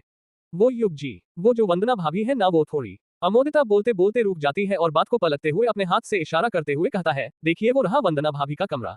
जब युग उस ओर अपनी नजरें करता है तो देखता है कि उनके सामने एक कमरा था जिसका दरवाजा लगा हुआ था। युग दरवाजे को देखते हुए कहता है, अरे ये दरवाजा तो बंद है अमोदिता। नहीं युग जी, ये बस टिका हुआ है, आप हल्का सा धक्का देंगे तो ये अपने आप खुल जाएगा। अच्छा अब मैं चलती हूँ। चलती हूँ मतलब तुम मेरे साथ अंदर नहीं आओगी? अमोदिता हिचकिचाते हुए कहता है, नहीं युग जी आप जाए, मुझे काम है। अरे ऐसा क्या काम है, तुम भी मेरे साथ अंदर चलो ना। नहीं युग जी बात को समझिए, मैं नहीं आ सकती, आप अंदर जाइए, मैं जाती हूँ। इतना कहकर युग का अगला सवाल सुने बिना ही अमोदिता वहां से चले जाती है। अमोदिता को वहां से जाते हुए देखकर युग को बड़ा अजीब लगता है, पर वो इस बात पर ज्यादा ध्यान नहीं देता है क्योंकि उसे तो अपनी वंदना भाभी से मिलना था। युग दरवाजे के बाहर ही खड़े होकर आवाज लगाते हुए कहता है, वंदना भाभी देखिए मैं आ गया। कोई जवाब नहीं आता। युग फिर आवाज लगाता है, वंदना भाभी आप जरा बाहर तो आए, देखिए कौन आया है आपसे मिलने, आपका युगो। 5-10 मिनट इंतजार करके के बाद भी जब कोई जवाब नहीं आता तो युग बिना कुछ सोचे समझे अंदर जाने को फैसला कर लेता है। अच्छा आपको बाहर नहीं आना तो मत आए, मैं ही अंदर आ जाता हूँ, मैं अंदर आ रहा हूँ भाभी। इतना कहकर युग दरवाजे को हल्का सा धक्का दे देता है। जैसे ही युग दरवाजे को धक्का देता है, दरवाजा चरमराते हुए खुल जाता है। इस तरफ रोनकोमुचा गांव के सरपंच रतनपाली के घर के आंगन में मीटिंग बैठी हुई थी। आंगन में 3 कुर्सी लगी हुई थी, जिसमें एक कुर्सी में बंगलामुडा गांव के सरपंच भूपेंद्र बक्सी, दूसरी कुर्सी पर रोनकोमुचा गांव के सरपंच रतनपाल और तीसरी पर युग के बड़े पापा दिलीप बैठे हुए थे। युग के मामा सुदेश हमेशा की तरह दिलीप के पीछे खड़े हुए थे। आंगन में करीब 40-50 लोग थे, जिसमें से कुछ खड़े तो कुछ बैठे हुए थे और बड़ी आस लगाकर कुर्सी पर बैठे तीनों आदमियों की ओर देख रहे थे। बंगलामुड़ा गांव के सरपंच भूपेंद्र पाल थोड़ा अनसमंजस में पढ़कर दिलीप से कहते हैं, दिलीप जी आपको तो पता ही है कि यह मीटिंग क्यों रखी गई है, भला आपसे क्या छुपा है, हम तो ये मीटिंग रखना ही नहीं चाहते थे, पर आपको तो पता ही है बंगलामुड़ा गांव और रोनकोमुचा गांव दोनों के ही नियम कानून सबके लिए बराबर है, चाहे वो फिर कोई भी हो, गांव के लोगों को भी संतुष्टि मिल जाएगी इस मीटिंग से। दिलीप अपनी मूंछों को ताव देते हुए कहता है, पता है, हमें मत सिखाओ और सीधे मुद्दे की बात करो, समझे? हमारे पास ज्यादा वक्त नहीं है और भी काम है हमें। दिलीप का गुस्सा देखकर गांव वाले डर से जाते हैं, पर रतनपाली बड़ी हिम्मत करके कहता है, सुना है किसी लड़के ने ग्रेवयार्ड कोठी का दरवाजा खोल दिया है। रतनपाल अपनी बात पूरी करता उससे पहले ही भूपेंद्र बोल पड़ता है, सुना नहीं है रतन जी, मेरे आदमी तो खुद उस कोठी को बड़ी हिम्मत करके देखकर आए हैं, उसका दरवाजा खुला हुआ है और सुनने में आया है कि वो लड़का और कोई नहीं, वही लेखक साहब अनुराग जी का बेटा है युग। युग के बड़े पापा दिलीप कुछ नहीं कहते, वो आराम से कुर्सी पर बैठकर उन दोनों की बातें सुन रहे थे। भूपेंद्र को सवाल करते देख रतन की भी हिम्मत बढ़ जाती है और वो भी सीना चौड़ा करते हुए कहता है, आपको तो पता ही है कितने लोगों ने अपनी जान की कुर्बानी दी थी उस ग्रेवयार्ड कोठी को बंद करने में। कल ही किशनोई नदी पर ढेर सारे मरे हुए कोय मिले हैं और ये संकेत है मौत के पहले का, संकेत की वो आने वाली है, और यदि वो फिर से आ गई तो गांव में फिर से मर्दों के शिकार होना शुरू हो जाएंगे, और यदि ऐसा हुआ तो दोनों गांव को वापस से शमशान बनने में देर नहीं लगेगी। दिलीप अभी भी कुछ नहीं बोलता, वो बस अपनी मूंछों को घुमाए जा रहा था। दिलीप को यूं चुप बैठा हुआ देखकर भूपेंद्र और रतन तो हैरान थे ही, पर उससे ज्यादा गांव वाले थे, क्योंकि गांव वालों ने आज तक दिलीप को इतनी देर तक चुप बैठा कभी नहीं देखा था। अचानक से वातावरण में खामोशी छा जाती है। दिलीप अपनी खामोशी को तोड़ते हुए कहता है, हो गया तुम दोनों का, जो कहना था कह दिया, अब सब लोग ध्यान से सुनना मेरी बात, इन दोनों गांव की जितनी फिक्र मुझे है उतनी किसी को नहीं हो सकती, यहाँ के सरपंचों को भी नहीं। जैसे ही दिलीप ये बात कहता है, रतन और भूपेंद्र तिरछी नजरों से दिलीप को देखने लग जाते हैं, पर कहते कुछ नहीं। दिलीप अपनी बात को आगे जारी रखते हुए कहता है, सारा गांव जानता है, इस गांव में यदि पक्की सड़कें, स्कूल, बांध, जो भी निर्माण कार्य हुआ है उसका सारा पैसा मैंने दिया है, तो मेरे सिवा कोई भी गांव की भलाई नहीं सोच सकता, समझे आप लोग? रतन बीच में ही दिलीप को टोकते हुए कहता है, पर दिलीप जी, इन सब बातों का ग्रेवयार्ड कोठी के खुलने से क्या लेना देना? दिलीप गुस्से से कहता है, मेरी बात तो पूरी होने दे पहले रतन। तो हाँ, क्या बोल रहा था कि मेरे सिवा कोई भी गांव की भलाई सोच भी नहीं सकता, और रही बात ग्रेवयार्ड कोठी की, तो बस दरवाजा खुला है, यक्षिणी अभी भी उसी कमरे के अंदर कैद है जहां पर उसे तीनों धर्म गुरुओं ने कैद किया था। मेरे भाई अनुराग का बेटा युग जो शहर से आया है, उसे पता नहीं था इस बारे में, गलती से उससे ग्रेवयार्ड कोठी खुल गई है, जल्द ही कोठी वापस से बंद हो जाएगी, आप लोग फिक्र ना करें। हर कोई ध्यान से दिलीप की बात सुन रहा था, सब लोग एक टक नजर से उसकी ओर देख रहे थे। दिलीप अपनी बात को खत्म करते हुए कहता है, अब और किसी को कुछ कहना या पूछना है तो पूछ सकता है। कोई कुछ नहीं पूछता है, क्योंकि गांव वालों के मन में दिलीप का बहुत खौफ था, कोई भी उसके फैसले के खिलाफ नहीं जा सकता था। दिलीप अपनी कुर्सी पर से उठता है, गांव के लोगों के सामने हाथ जोड़ता है और वहां से जाने लग जाता है। दिलीप के पीछे पीछे ही सुदेश भी वहां से जाने लग जाता है। इस तरफ जब युग कमरे के अंदर घुसता है तो देखता है कि कमरे के अंदर चारों तरफ अंधेरा ही अंधेरा था। युग के समझ में नहीं आ रहा था उसकी वंदना भाभी ने कमरे के अंदर इतना अंधेरा क्यों करके रखा था, जबकि बाहर लाइट तो थी। युग वंदना को आवाज लगाते हुए कहता है, भाभी कहां पर है आप अंदर ही होना। कोई जवाब नहीं आता। युग वंदना को ढूंढते हुए कमरे के अंदर आगे बढ़ने लग जाता है। जैसे जैसे वो कमरे के अंदर आगे बढ़ते जा रहा था, खामोशी और अंधेरा बढ़ते जा रहा था। युग बार बार वंदना को पुकारे जा रहा था, पर कोई भी जवाब नहीं आ रहा था। युग वंदना को पुकारते हुए कहता है, वंदना भाभी कहां पर है आप, अंदर ही हो ना, आप यहाँ पर हो या नहीं? युग वंदना को पुकारते हुए आगे बढ़ ही रहा था कि तभी उसके पीछे से एक काला साया निकलता है। वो झट से पीछे मुड़ता है, पर जब तक वो पीछे मुड़ता है वो काला साया वहां से जा चुका था। युग समझ ही नहीं पाता कि उसके पीछे से थोड़ी देर पहले क्या चीज गुजरी थी। जब युग वापस आगे देखता है तो उसकी आंखें फटी की फटी रह जाती है। उसके हाथ पैर सून पड़ जाते हैं। वो उल्लू की तरह अपनी आंखें तेज करके अंधेरे में देखता है कि बिस्तर के ऊपर एक औरत बैठी हुई थी जिसने सफेद साड़ी पहनी हुई थी। उस औरत के लंबे लंबे बाल उसके चेहरे पर बिखरे हुए थे, जिस कारण उसका चेहरा अच्छे से नहीं दिख रहा था। एक कारण ये भी था कि वो अंधेरे में बैठी हुई थी। युग मन ही मन सोचने लगता है, जरूर यही वंदना भाभी होगी, क्योंकि विराट भैया के गुजर जाने के बाद वंदना भाभी ने विधवा के तौर तरीके अपना लिए होंगे। युग धीरे से कहता है, वंदना भाभी आप ये अंधेरे में क्यों बैठी हुई है? लाइट तो है, फिर आपने लाइट जलाई क्यों नहीं? बिस्तर पर बैठी औरत कुछ जवाब नहीं देती है, पर युग अपनी बात आगे जारी रखता है और कहता है, वंदना भाभी आप चुप क्यों है, कुछ तो बोलिए। आपको पता है यहाँ पर स्पेशली सिर्फ मैं आपसे और बड़ी माँ से मिलने आया हूँ, वरना आपको तो पता ही है बड़े पापा को देखकर मेरा यहाँ पर आने का मन नहीं करता है। वो औरत फिर कुछ जवाब नहीं देती। युग बातें करते हुए अपने कदम बिस्तर पर बैठी औरत की ओर बढ़ाने लग जाता है। इस तरफ रजनी अपने कमरे के अंदर थी और कुछ ढूंढ रही थी। उसने सारे कमरे का सामान बिखरा दिया था। रजनी कमरे के अंदर रखी अलमारी खोलती है और उसका सामान बाहर फेंकते हुए कुछ ढूंढने लग जाती है। तभी वहां पर अमोदिता आ जाती है और हैरानी के साथ पूछती है, माँ तुम कुछ ढूंढ रही हो क्या? अचानक किसी की आवाज सुनकर पहले तो रजनी घबरा जाती है, पर जब वो पीछे पलट कर देखती है कि अमोदिता ने उसे आवाज दी थी तो वो चैन की सांस लेने लग जाती है और वापस से अपना कुछ सामान ढूंढने लग जाती है। अमोदिता फिर पूछती है, माँ बताओ ना, तुम कुछ ढूंढ रही हो क्या? रजनी बात को पलटते हुए कहता है, तू यहाँ पर क्या रही है? मैंने तो तुझे युग के साथ वंदना के कमरे में भेजा था ना। अमोदिता उलझन में जवाब देती है, हाँ माँ, पर मैं युग जी को वंदना भाभी के कमरे के पास छोड़कर वापस आ गई। रजनी गुस्से से कहता है, नालायक लड़की, तुझे मैंने युग के साथ इसलिए भेजा था ताकि तू उसके साथ कुछ वक्त बिताए, उसे बातों में फंसाए, बचपन की बातें याद दिलाए, पर तू तो एक नंबर की ढोर निकली। और एक बात बता, इतनी भी क्या जल्दी थी तुझे नीचे आने की? तू युग को वहां पर छोड़कर क्यों आ गई? अमोदिता हिचकिचाते हुए कहता है, आप तो जानती है न माँ वंदना भाभी की हालत। मुझे उनसे डर लगता है उनके पास जाने में भी। रजनी अपने हाथ से अमोदिता के सिर पर मारते हुए कहता है, क्या कहा डर लगता है, कैसी लड़की है रे तू, मुझे तो तुझ पर शक होता है कि तू मेरी बेटी है या नहीं। काला जादू करने वाले कब से डरने लग गए, वो डरते नहीं है बल्कि अपनी काली विद्या से पूरी दुनिया को डराते हैं, समझी।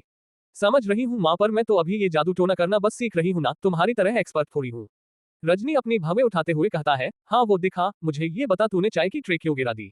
वो माँ, मैंने कोई जानबूझकर नहीं गिराई थी चाय की ट्रे, गलती से गिर गई थी। क्या कहा गलती से, नालायक लड़की, तुझे पता है ना इन काली विद्याओं में गलती नहीं चलती, गलती की सजा सीधा मौत होती है, समझी। अमोदिता अपनी माँ की बातों का कुछ जवाब नहीं दे रही थी, वो शांति के साथ उसकी सारी बातें सुन रही थी। रजनी अपनी बात को आगे जारी रखते हुए कहता है, अगर आज तू युग को चाय पिला देती तो सारी बात बन जाती, बस एक बार युग तेरे वश में आ जाता, फिर देखना था क्या होता, यहाँ पर जो भी है सब अपना ही होता। अमोदिता एक्साइटेड होते हुए कहता है, माँ तुम फिक्र क्यों रही हो, अगर हम युग जी को चाय नहीं पिला पाए तो क्या हुआ, खाना तो आज युग जी यहीं पर खाएंगे ना, हम उसमें उन्हें कुछ मिला के दे देंगे जिससे वो हमारे वश में आ जाएंगे। नालायक लड़की, ये जादू टोना है, कोई मदारी का खेल नहीं कि जब मन चाहा शुरू कर दो, इसका भी एक वक्त होता है, समय सीमा होती है, हर कभी नहीं किया जाता ये सब, समझी। अमोदिता शर्म से अपना सिर नीचे झुका लेती है। रजनी अपनी बात को आगे जारी रखते हुए कहता है, एक काली विद्या को दिन में बस एक बार ही कर सकते हैं, बार बार नहीं, अब हमें कोई दूसरा तरीका सोचना पड़ेगा और उसे भी रात के 12 बजे के बाद ही कर सकते हैं क्योंकि तब अगला दिन शुरू हो जाएगा। पर हम क्या करेंगे माँ। रजनी वापस से अलमारी के दराज में कुछ ढूंढते हुए कहता है, वही तो ढूंढ रही हूँ, बस एक बार वो मिल जाए फिर देखना। पर आप ढूंढ क्या रही हो माँ, ये सब तेरे काम की चीज नहीं है, समझी तू बस अब एक काम कर, कैसे भी करके युग के बाल ले आ, अगर हमें उसका एक बाल भी मिल गया तो बात बन जाएगी, अगला जादू टोना हम उसी से करेंगे। ठीक है माँ, मैं कोशिश करूंगी युग जी का बाल लाने की। रजनी गुस्से से कहता है, नालायक लड़की, कोशिश नहीं, मुझे युग का बाल चाहिए ही, समझी, वरना भूल जाए युग को, समझी। ठीक है माँ, मैं ले आऊंगी युग जी का बाल। इस तरफ रजनी और अमोदिता युग पर जादू टोना करने की प्लानिंग कर रही थी तो वहीं दूसरी तरफ युग वंदना के कमरे में था और घबराया हुआ सा लग रहा था क्योंकि वो जब से वंदना से बात करने की कोशिश कर रहा था पर बिस्तर पर बैठी औरत ने अपने मुंह से एक लफ्ज भी नहीं बोला था। युग उस औरत के पास कदम बढ़ाते हुए कहता है, भाभी आप कुछ बोल क्यों नहीं रही, ऐसे अच्छा थोड़ी लगता है, जब से बस मैं ही आपसे बातें कर रहा हूँ अब तो कुछ बोल ही नहीं रही। युग के इतना कहते ही बिस्तर पर बैठी औरत एकदम से रोने लग जाती है।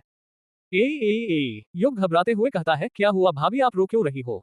वह और युग के सवाल का कुछ जवाब नहीं देती है, वो बस रोए जा रही थी। युग भाभी भाभी कहते हुए उस औरत के पास जाने लग जाता है और जैसे ही उस औरत को छूता है वो औरत अपने दोनों हाथों से युग का गला पकड़ लेती है। जब युग उस औरत का चेहरा देखता है तो दंग रह जाता है, वो उसकी वंदना भाभी तो थी पर पहले के मुकाबले उनमें काफी बदलाव आ गया था। वंदना का चेहरा सूखा हुआ था, आंखों के नीचे डार्क सर्कल्स पड़ गए थे, दिखने से ऐसा लग रहा था कि बहुत कमजोर हो गई थी, उनके चेहरे की हड्डियां दिख रही थी। युग अपना गला छुड़ाते हुए कहता है, ये आप क्या कर रही है भाभी, आप मेरा गला क्यों दबा रही है, छोड़िए मुझे। वंदना गुस्से में कहता है, दरवाजा खोलकर तू मुझसे पूछ रहा है कि मैं तेरा गला क्यों दबा रही हूँ। ये आप क्या बोल रही है भाभी, किस दरवाजे की बात कर रही है, मेरे कुछ समझ नहीं आ रहा। वंदना फुंसफासाते हुए कहता है, यक्षिणी के कमरे का दरवाजा। ये बात सुनकर युग के पैरों तले जमीन खिसक जाती है और वो सोचने लग जाता है कि वंदना भाभी को कैसे पता कि उसने यक्षिणी के कमरे का दरवाजा खोला दिया। CH16 राज की बातें। युग हकलाते हुए कहता है, ये आप क्या बोल रही हो भाभी माँ, मैंने कहा यक्षिणी के कमरे का दरवाजा खोला। वंदना गुस्से से कहती है, झूठ बोलता है, तुझे क्या लगता है मुझे कुछ नहीं पता, मुझे सब पता है, समझा। युग के तो कुछ समझ ही नहीं आ रहा था कि उसके साथ हो क्या रहा है, वो ये सोच ही नहीं पा रहा था कि वंदना को इन सब बातों के बारे में कैसे पता चला था। वंदना के शरीर में जितनी जान थी वो अपनी पूरी जान से युग का गला दबाने लग जाती है।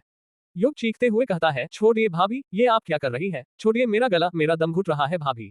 वंदना युग का गला दबाते हुए उसे बार बार हिला रही थी। युग की सांसें अटकने लग गई थी, उसकी बड़ी बड़ी आंखें लाल हो गई थी, ऐसा लग रहा था कि यदि वंदना ने जल्द ही युग का गला नहीं छोड़ा तो वो कुछ ही पल बाद अपना दम तोड़ देगा। अब तो युग के गले से आवाज भी नहीं निकल रही थी, बस वो अपने हाथ पैर फड़फड़ाए जा रहा था। युग अपना दम तोड़ता उससे पहले ही उसकी चीखों की आवाज सुनकर वहां जानकी, अमोदिता और रजनी आ जाती है। वहां के हालात देखकर वो तीनों भी भौंचके रह जाते हैं। जानकी फुर्ती के साथ युग के पास जाती है और वंदना से उसका गला छुड़ाते हुए कहती है, ये तुम क्या कर रही हो वंदना, युग का गला क्यों दबा रही हो, छोड़ो इसे। वंदना जानकी की बात का कुछ जवाब नहीं देती, उसका पूरा ध्यान अभी भी युग का गला दबाने पर था। जानकी अपने हाथों से युग का गला छुड़ाते हुए कहती है, वंदना मैं कहती हूँ छोड़ो युग का गला वरना वो मर जाएगा, छोड़ो। वंदना गुस्से में बड़बड़ाती है, नहीं नहीं छोड़ूंगी, इसने यक्षिणी का दरवाजा खोल दिया है, मुझे सब पता है। वंदना की बात सुनकर रजनी मन ही मन सोचने लग जाती है, ये पागल क्या बकबक कर रही है। जानकी वंदना को समझाते हुए कहती है, वंदना युग ने बस ग्रेवयार्ड कोठी का दरवाजा खोला है, यक्षिणी जहां पर कैद थी वो कमरा नहीं खोला, समझी, वो अभी भी वहीं पर कैद है। वंदना और कसकर युग का गला दबाते हुए कहती है, नहीं इसने खोला है, ये झूठ बोलता है, मुझे सब पता है, इसने दरवाजा खोला है। जानकी वंदना को बार बार समझाए जा रही थी पर वो कुछ समझने के लिए तैयार नहीं थी। उसका बस एक ही मकसद था, युग का दम तोड़ना। वंदना के हाथों युग को बचाने के लिए रजनी भी उनके पास आ जाती है और युग का गला छुड़ाने लग जाती है।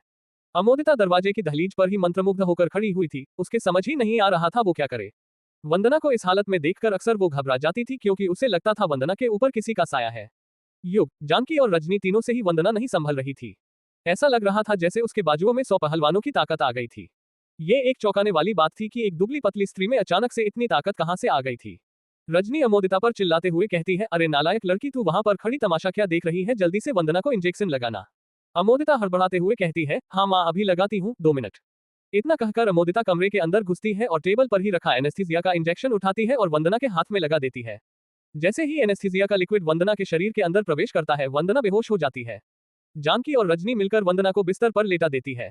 रजनी अमोदिता पर अभिमान करते हुए कहती है, अच्छा हुआ मेरी बेटी अमोदिता ने एम का कोर्स करके रखा है, वरना युग की तो जान ही निकल जाती। तुम्हें पता है युग बेटा, हमारे गांव और आसपास के गांव में एक भी डॉक्टर नहीं है। जब भी कोई बीमार पड़ता है तो सीधे मेरी बेटी अमोदिता के पास ही आता है, किसी डॉक्टर से कम नहीं है मेरी बेटी। युग कुछ जवाब नहीं देता। उसके दिमाग में तो अभी भी यही बात घूम रही थी कि वंदना को कैसे पता कि उसने यक्षिणी का कमरा खोला था। कुछ ही देर बाद सभी लोग वंदना के कमरे से बाहर निकल जाते हैं। युग अपनी बड़ी माँ जानकी के कमरे में बैठा हुआ था और उनसे अपने सिर की चंपी करवा रहा था।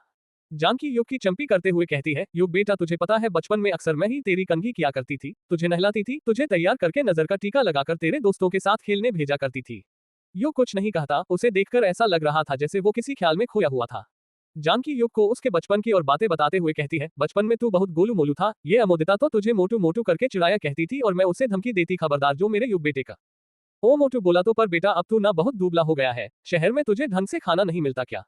तू खुद खाना बनाता है या कोई बाई लगवा कर रखी है? युग अभी भी जानकी के सवालों का कुछ जवाब नहीं दे रहा था। उसको देखकर ऐसा लग रहा था कि वो अभी भी उसके और वंदना के बीच हुए हादसे से उभर नहीं पाया था। जानकी चंपी करना रोक देती है और धीरे से युग से पूछती है, क्या सोच रहे हो युग बेटा? युग अपना सिर नामे हिलाते हुए कहता है, कुछ नहीं बड़ी माँ। बड़ी माँ भी कहते हो और बड़ी माँ से झूठ भी बोलते हो। तुम्हें क्या लगता है तुम नहीं बताओगे तो मुझे पता नहीं चलेगा? तुम यही सोच रहे हो ना कि तुम्हारी वंदना भाभी की हालत ऐसी कैसे हुई? हाँ बड़ी माँ, मैं यही सोच रहा हूँ। ये वो वंदना भाभी नहीं है जिनके साथ बचपन में मैं खेला खेलता था। वो भाभी हमेशा हंसती खेलती रहती थी और ये भाभी, ये तेरी वो वंदना भाभी हो भी कैसे सकती है बेटा? वो वंदना तो तभी मर गई थी जब उसका पति और मेरा बेटा विराट मरा था। इतना कहते ही जानकी की आंखों में आंसू आ जाते हैं। युग जानकी के आंसू पोंछते हुए कहता है, आप रोइए मत बड़ी माँ। कैस ना रो बेटा, जिस माँ ने अपना जवान बेटा खो दिया हो वो माँ भला रोएगी नहीं तो क्या करेगी? युग कुछ नहीं कहता, वो जानकी के दर्द को महसूस करने की कोशिश कर रहा था। जानकी रोते हुए कहती है, तुम्हें पता है युग बेटा, उस यक्षिणी ने ही तुम्हारे भाई को मारा था। एक बूंद तक खून की उसके शरीर में नहीं छोड़ी थी, पूरा शरीर सफेद पड़ गया था। पर बड़ी माँ, यक्षिणी ने ऐसा क्यों किया था? उन्होंने भैया को क्यों मारा था? उस यक्षिणी को किसी को मारने के लिए वजह की जरूरत थोड़ी पड़ती है बेटा। वो तो बस जो भी मर्द अमावस्या और पूर्णिमा की रात किशनोई नदी पार करता था उसके साथ संभोग करके उसे मार देती है। उसे एक अभिशाप मिला था। कैसा अभिशाप बड़ी माँ? वही तो नहीं पता बेटा, पर सुना है वो दूसरे लोक से आई थी और एक अभिशाप मिलने के कारण ये सब कर रही थी। युग मन ही मन सोचने लग जाता है, आखिर ये अभिशाप है क्या जिसके बारे में सब बात तो करते हैं पर किसी को पता नहीं है। जानकी एक लंबी सांस लेते हुए कहती है, तुम्हारे बड़े भाई विराट की मौत के बाद एक दिन तुम्हारी भाभी हम लोगों को बिना बताए उस ग्रेवयार्ड कोठी में गई थी। जब वो वहां से लौटी तब से ही उसकी ऐसी हालत है। कई डॉक्टरों को दिखाया पर कुछ फायदा नहीं हुआ, यहाँ तक कि झाड़ फूंक भी करवाई पर किसी काम नहीं आया। बाबाओं का तो कहना था यक्षिणी ने इसके ऊपर काला जादू कर दिया है जिस वजह से ये ऐसी हो गई है। जानकी की बात सुनकर युग की आंखों में भी आंसू आ गए थे। जानकी अपनी बात को आगे जारी रखते हुए कहती है, ये बात ज्यादा ना फैले और तुम्हारे बड़े पापा की बदनामी ना हो, इसलिए हम ही लोगों ने वंदना को कमरे में बंद करके रखा है। ना उसे किसी से मिलने देते हैं ना वो किसी से मिलती है। एक जिंदा लाश की तरह बन गई है बस बेचारी। कभी कभी तो मुझे भी उसकी हालात पर रोना आता है, पर मैं क्या करूं, मैं खुद मजबूर हूँ। जानकी अपने आसपास देखते हुए कहती है, तुम्हें पता है बेटा, जब वंदना उस ग्रेवयार्ड कोठी से वापस आई थी तब से लेकर आज तक बस वो एक ही रट लगाई हुई है, तूने दरवाजा क्यों खोला? मुझे सब पता है। पता नहीं उस ग्रेवयार्ड कोठी में क्या हुआ था उसके साथ, उसने ग्रेवयार्ड कोठी में कहाँ का दरवाजा खोला और उसे क्या पता चल गया था? ये बात सिर्फ वंदना और तेरे पापा को ही पता थी। युग हैरानी के साथ कहता है, क्या कहा मेरे पापा को? हाँ बेटा, उस वक्त तेरे पापा ग्रेवयार्ड कोठी में ही रहा करते थे, पर तेरे पापा की मौत के बाद वो राज भी दब गया। आपने कभी पापा से पूछा नहीं कि जब वंदना भाभी ग्रेवयार्ड कोठी गई थी तो उनके साथ क्या हुआ था? कैसे पूछते बेटा, तुझे तो पता ही है तेरे बड़े पापा ने तेरे पापा से सारे रिश्ते जो तोड़ दिए थे। कहा था यदि दरवाजे की दहलीज भी पार की तो कभी वापस कदम मत रखना। जानकी की सारी बातें सुनकर युग शांत हो गया था। उसके कुछ समझ नहीं आ रहा था वो क्या बोले, इन सब बातों पर विश्वास करे या नहीं, पर अभी तक उसने जो भी देखा था उसका जी बार बार इन सब बातों पर यकीन करने की गवाही दे रहा था। युग कुछ सोचते हुए कहता है, अच्छा तभी वंदना भाभी मुझसे कह रही थी कि तूने दरवाजा क्यों खोला? मुझे सब पता है, क्योंकि जब से वो ग्रेवयार्ड कोठी से लौटी है यही बड़बड़ाई जा रही है। जानकी हैरानी के साथ कहती है, हाँ पर युग बेटा तू ऐसा क्यों बोल रहा है? कहीं तूने सच में तो यक्षिणी का कमरा नहीं खोला ना? जानकी का सवाल सुनकर युग के पसीने छूटने लग जाते हैं। वो मन ही मन सोचने लग जाता है, बड़ी माँ को सच बताऊं या नहीं बताऊं? जानकी उस पर दबाव बनाते हुए कहती है, बताओ युग बेटा, तुमने वो दरवाजा तो नहीं खोला ना? युग जानकी के सवाल का जवाब देने के लिए अपना मुंह खोलने लग जाता है। वो कुछ बोलने ही वाला था कि तभी वहां पर रजनी और अमोदिता आ जाती है।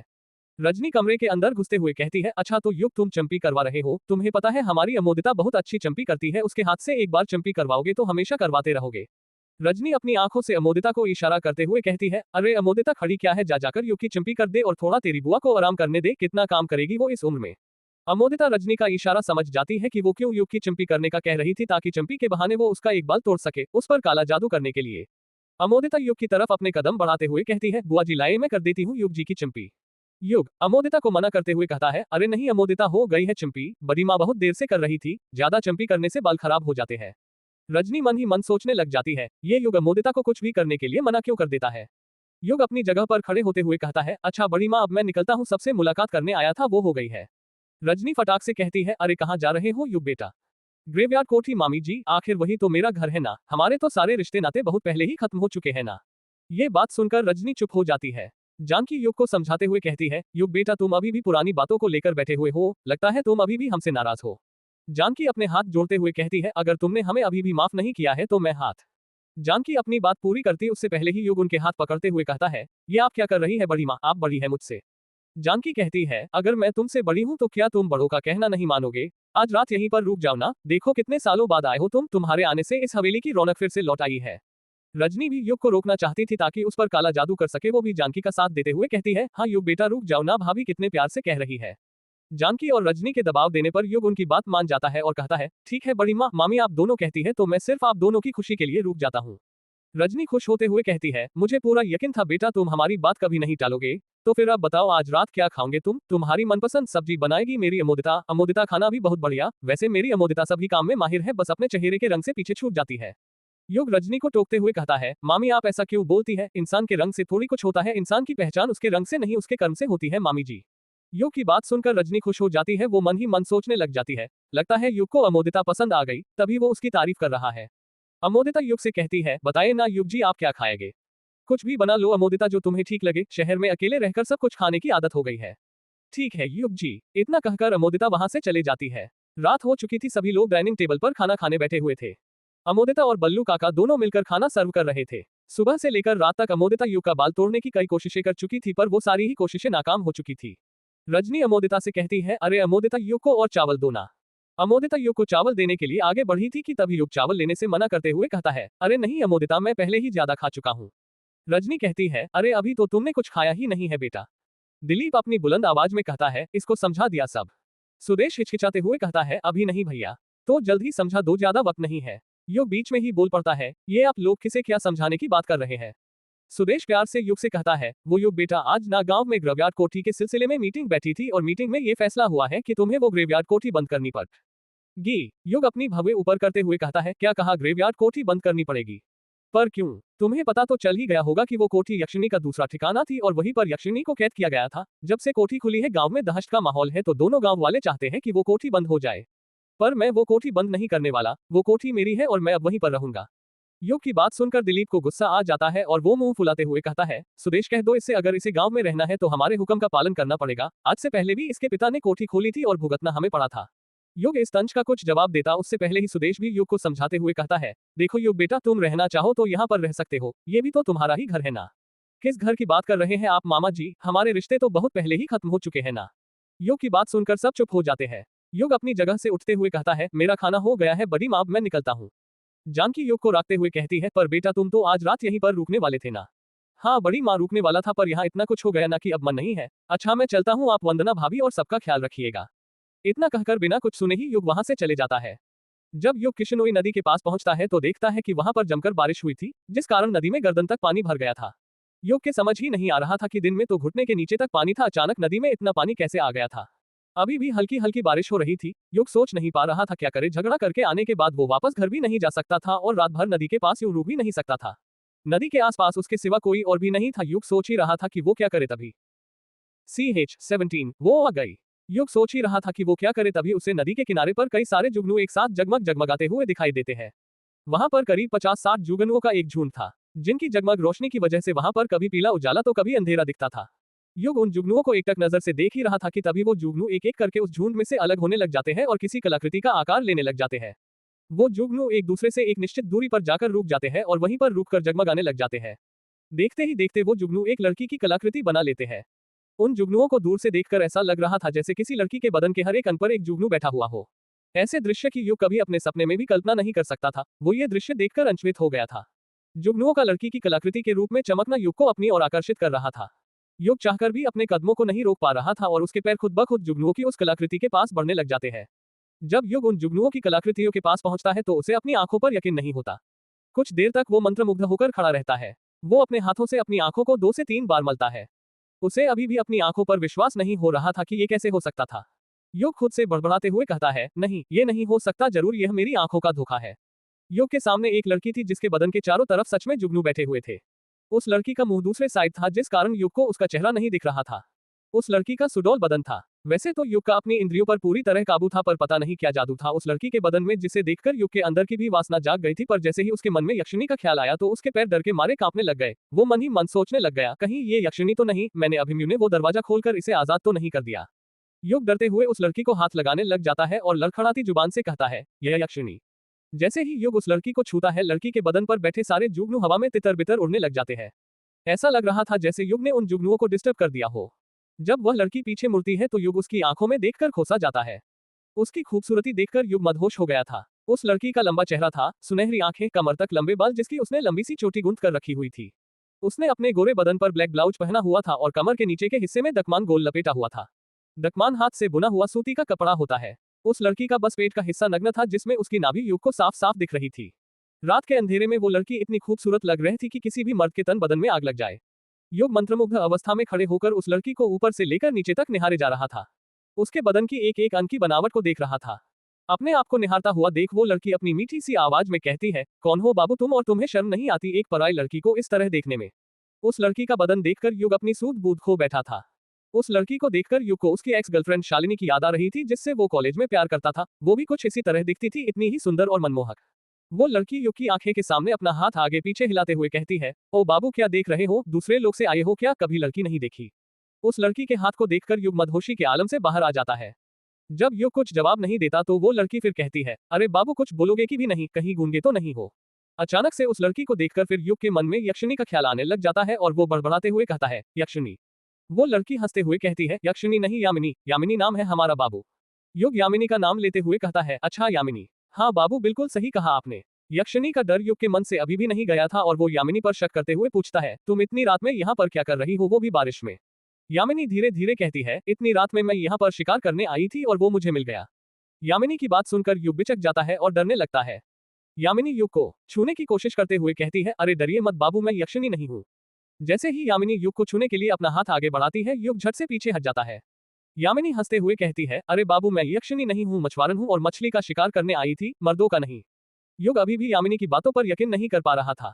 युग यामिनी को घूरते हुए कहता है, चलो मान लेता हूँ कि तुम मछुआरन हो, पर बारिश में कौन मछली पकड़ता है।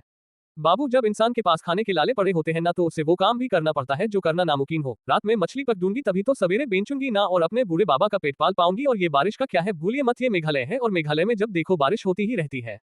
अब युग को यामिनी की बातों पर भरोसा होने लग गया था। धीरे धीरे वो यक्षिणी के खौफ से बाहर निकल रहा था, पर पूरी तसल्ली करने के लिए वो एक और सवाल उस लड़की पर दाग देता है और पूछता है, अगर तुम्हें मछली पकड़नी है तो तुम्हारे पास तो जाल वाल कुछ है ही नहीं, और जब मैंने तुम्हें देखा था तो तुम मूर्ति बनकर खड़ी हुई थी, मछली तो पकड़ नहीं रही थी।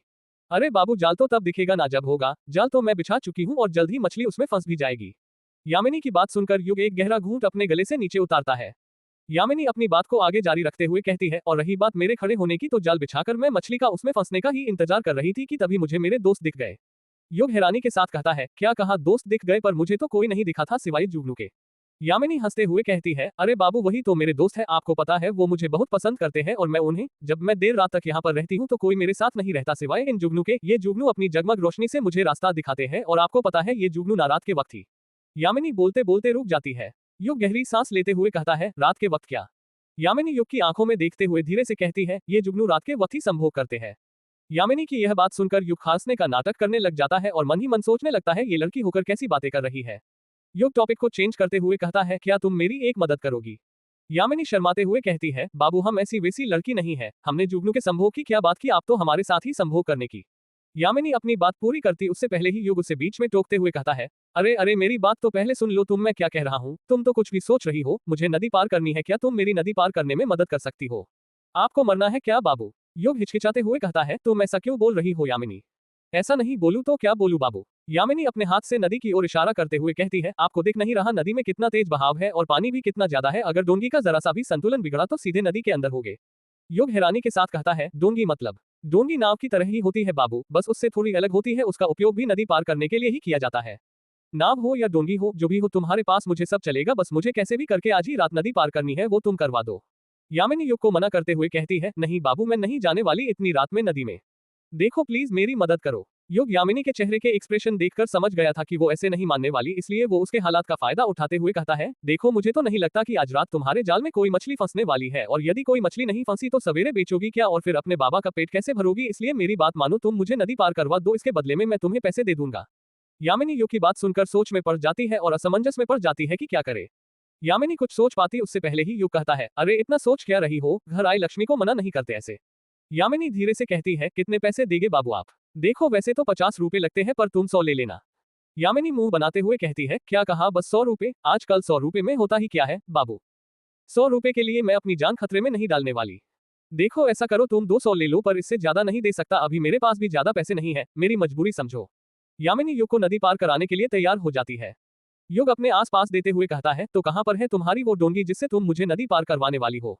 यामिनी अपने हाथ से इशारा करते हुए कहती है, वो रही। जब युग उस ओर नजरें करता है तो देखता है कि वहां पर एक बहुत पुरानी लकड़ी की गोल डोंगी थी, जिसमें ज्यादा जगह नहीं थी, सिर्फ 2-3 लोग ही बैठ सकते थे। यामिनी तो उसमें झट से बैठ जाती है, पर युग डरते हुए आराम से उसमें बैठता है और दोनों नदी पार करने निकल जाते हैं। इस तरफ रात के 12 बज गए थे और रजनी ने वापस से कमरे में कुछ ढूंढना शुरू कर दिया था। उसके चेहरे के हाव भाव देखकर ऐसा लग रहा था कि जिस चीज को वो सवेरे से ढूंढ रही थी वो उसे नहीं मिली थी, जिस कारण वो काफी परेशान हो गई थी। कमरे में सुबह के मुकाबले रात में ज्यादा चीजें अस्त व्यस्त तरीके से फैली हुई थी। रजनी कुछ ढूंढ ही रही थी कि तभी कोई पीछे से उसकी कमर पकड़ लेता है। रजनी को जैसे ही इस चीज का एहसास होता है, वो झट से पीछे मुड़ते हुए कहती है, कौन है? जब रजनी पीछे मुड़ती है तो देखती है कि उसकी कमर और किसी ने नहीं बल्कि उसके पति सुदेश ने पकड़ी थी। सुदेश प्यार के मूड में कहता है, ये इतनी रात में तुम क्या ढूंढ रही हो रजनी, ये तो हमारे सोने का वक्त है ना, चलो सोते हैं। रजनी चिढ़ते हुए कहती है, तुमको सोने के सिवा कुछ और आता भी है, भूलो मत तुम्हारे घर एक जवान लड़की है जिसकी तुम्हें शादी करनी है। सुदेश अपना सिर खुजाते हुए कहता है, अब हमारे सोने का अमोदिता की शादी से क्या लेना देना? रजनी गुस्से से कहती है, तुम ना छोड़ो मुझे, मुझे अपना काम करने दो और तुम अपना काम करो। सुदेश प्यार से कहता है, काम करने के लिए ही तो तुम्हें बुला रहा हूँ, अब वो काम तुम्हारे बगैर थोड़ी कर सकता हूँ। सुदेश की बात सुनकर रजनी और गुस्से से भिन्ना जाती है और बड़ी बड़ी आंखें करते हुए कहती है, तुम ना चुपचाप बिस्तर पर बैठ जाओ, मेरा मुंह मत खुलवाओ, कुछ होता तो नहीं है तुमसे, बस सोना है। रजनी का गुस्सा देखकर सुदेश चुपचाप बिस्तर पर बैठ जाता है। रजनी ने सारी अलमारी का सामान बिखरा दिया था, पर जो चीज वो ढूंढ रही थी वो उसे नहीं मिली थी। उसने अलमारी के सारे कपड़े निकालकर बाहर फेंक दिए थे। उसकी साड़ियों की घड़ी भी बिगड़ गई थी। सुबह से ही कोई चीज ढूंढने के कारण उसका सिर दर्द करने लग जाता है और वो अपनी जिद छोड़ देती है। रजनी बिस्तर पर बैठते हुए कहती है, हटो मुझे सोने दो। सुदेश बिस्तर पर ही सरकते हुए कहता है, लगता है तुम्हारा मूड भी बन गया, तुम औरतें ना ऐसी ही होती हो, तुम्हारा मन भी करता है करने का, पर नाटक करती हो ताकि मर्द तुम्हें मनाए। रजनी फिर गुस्से से उबलते हुए कहती है, मैंने कहा मेरा सिर दर्द कर रहा है, सोने दो मुझे, खबरदार अगर मुझे तुमने छुआ भी तो समझे। रजनी की बुलंद आवाज सुनकर सुदेश पीछे हट जाता है। रजनी पीठ के बल लेटकर सोने लग जाती है।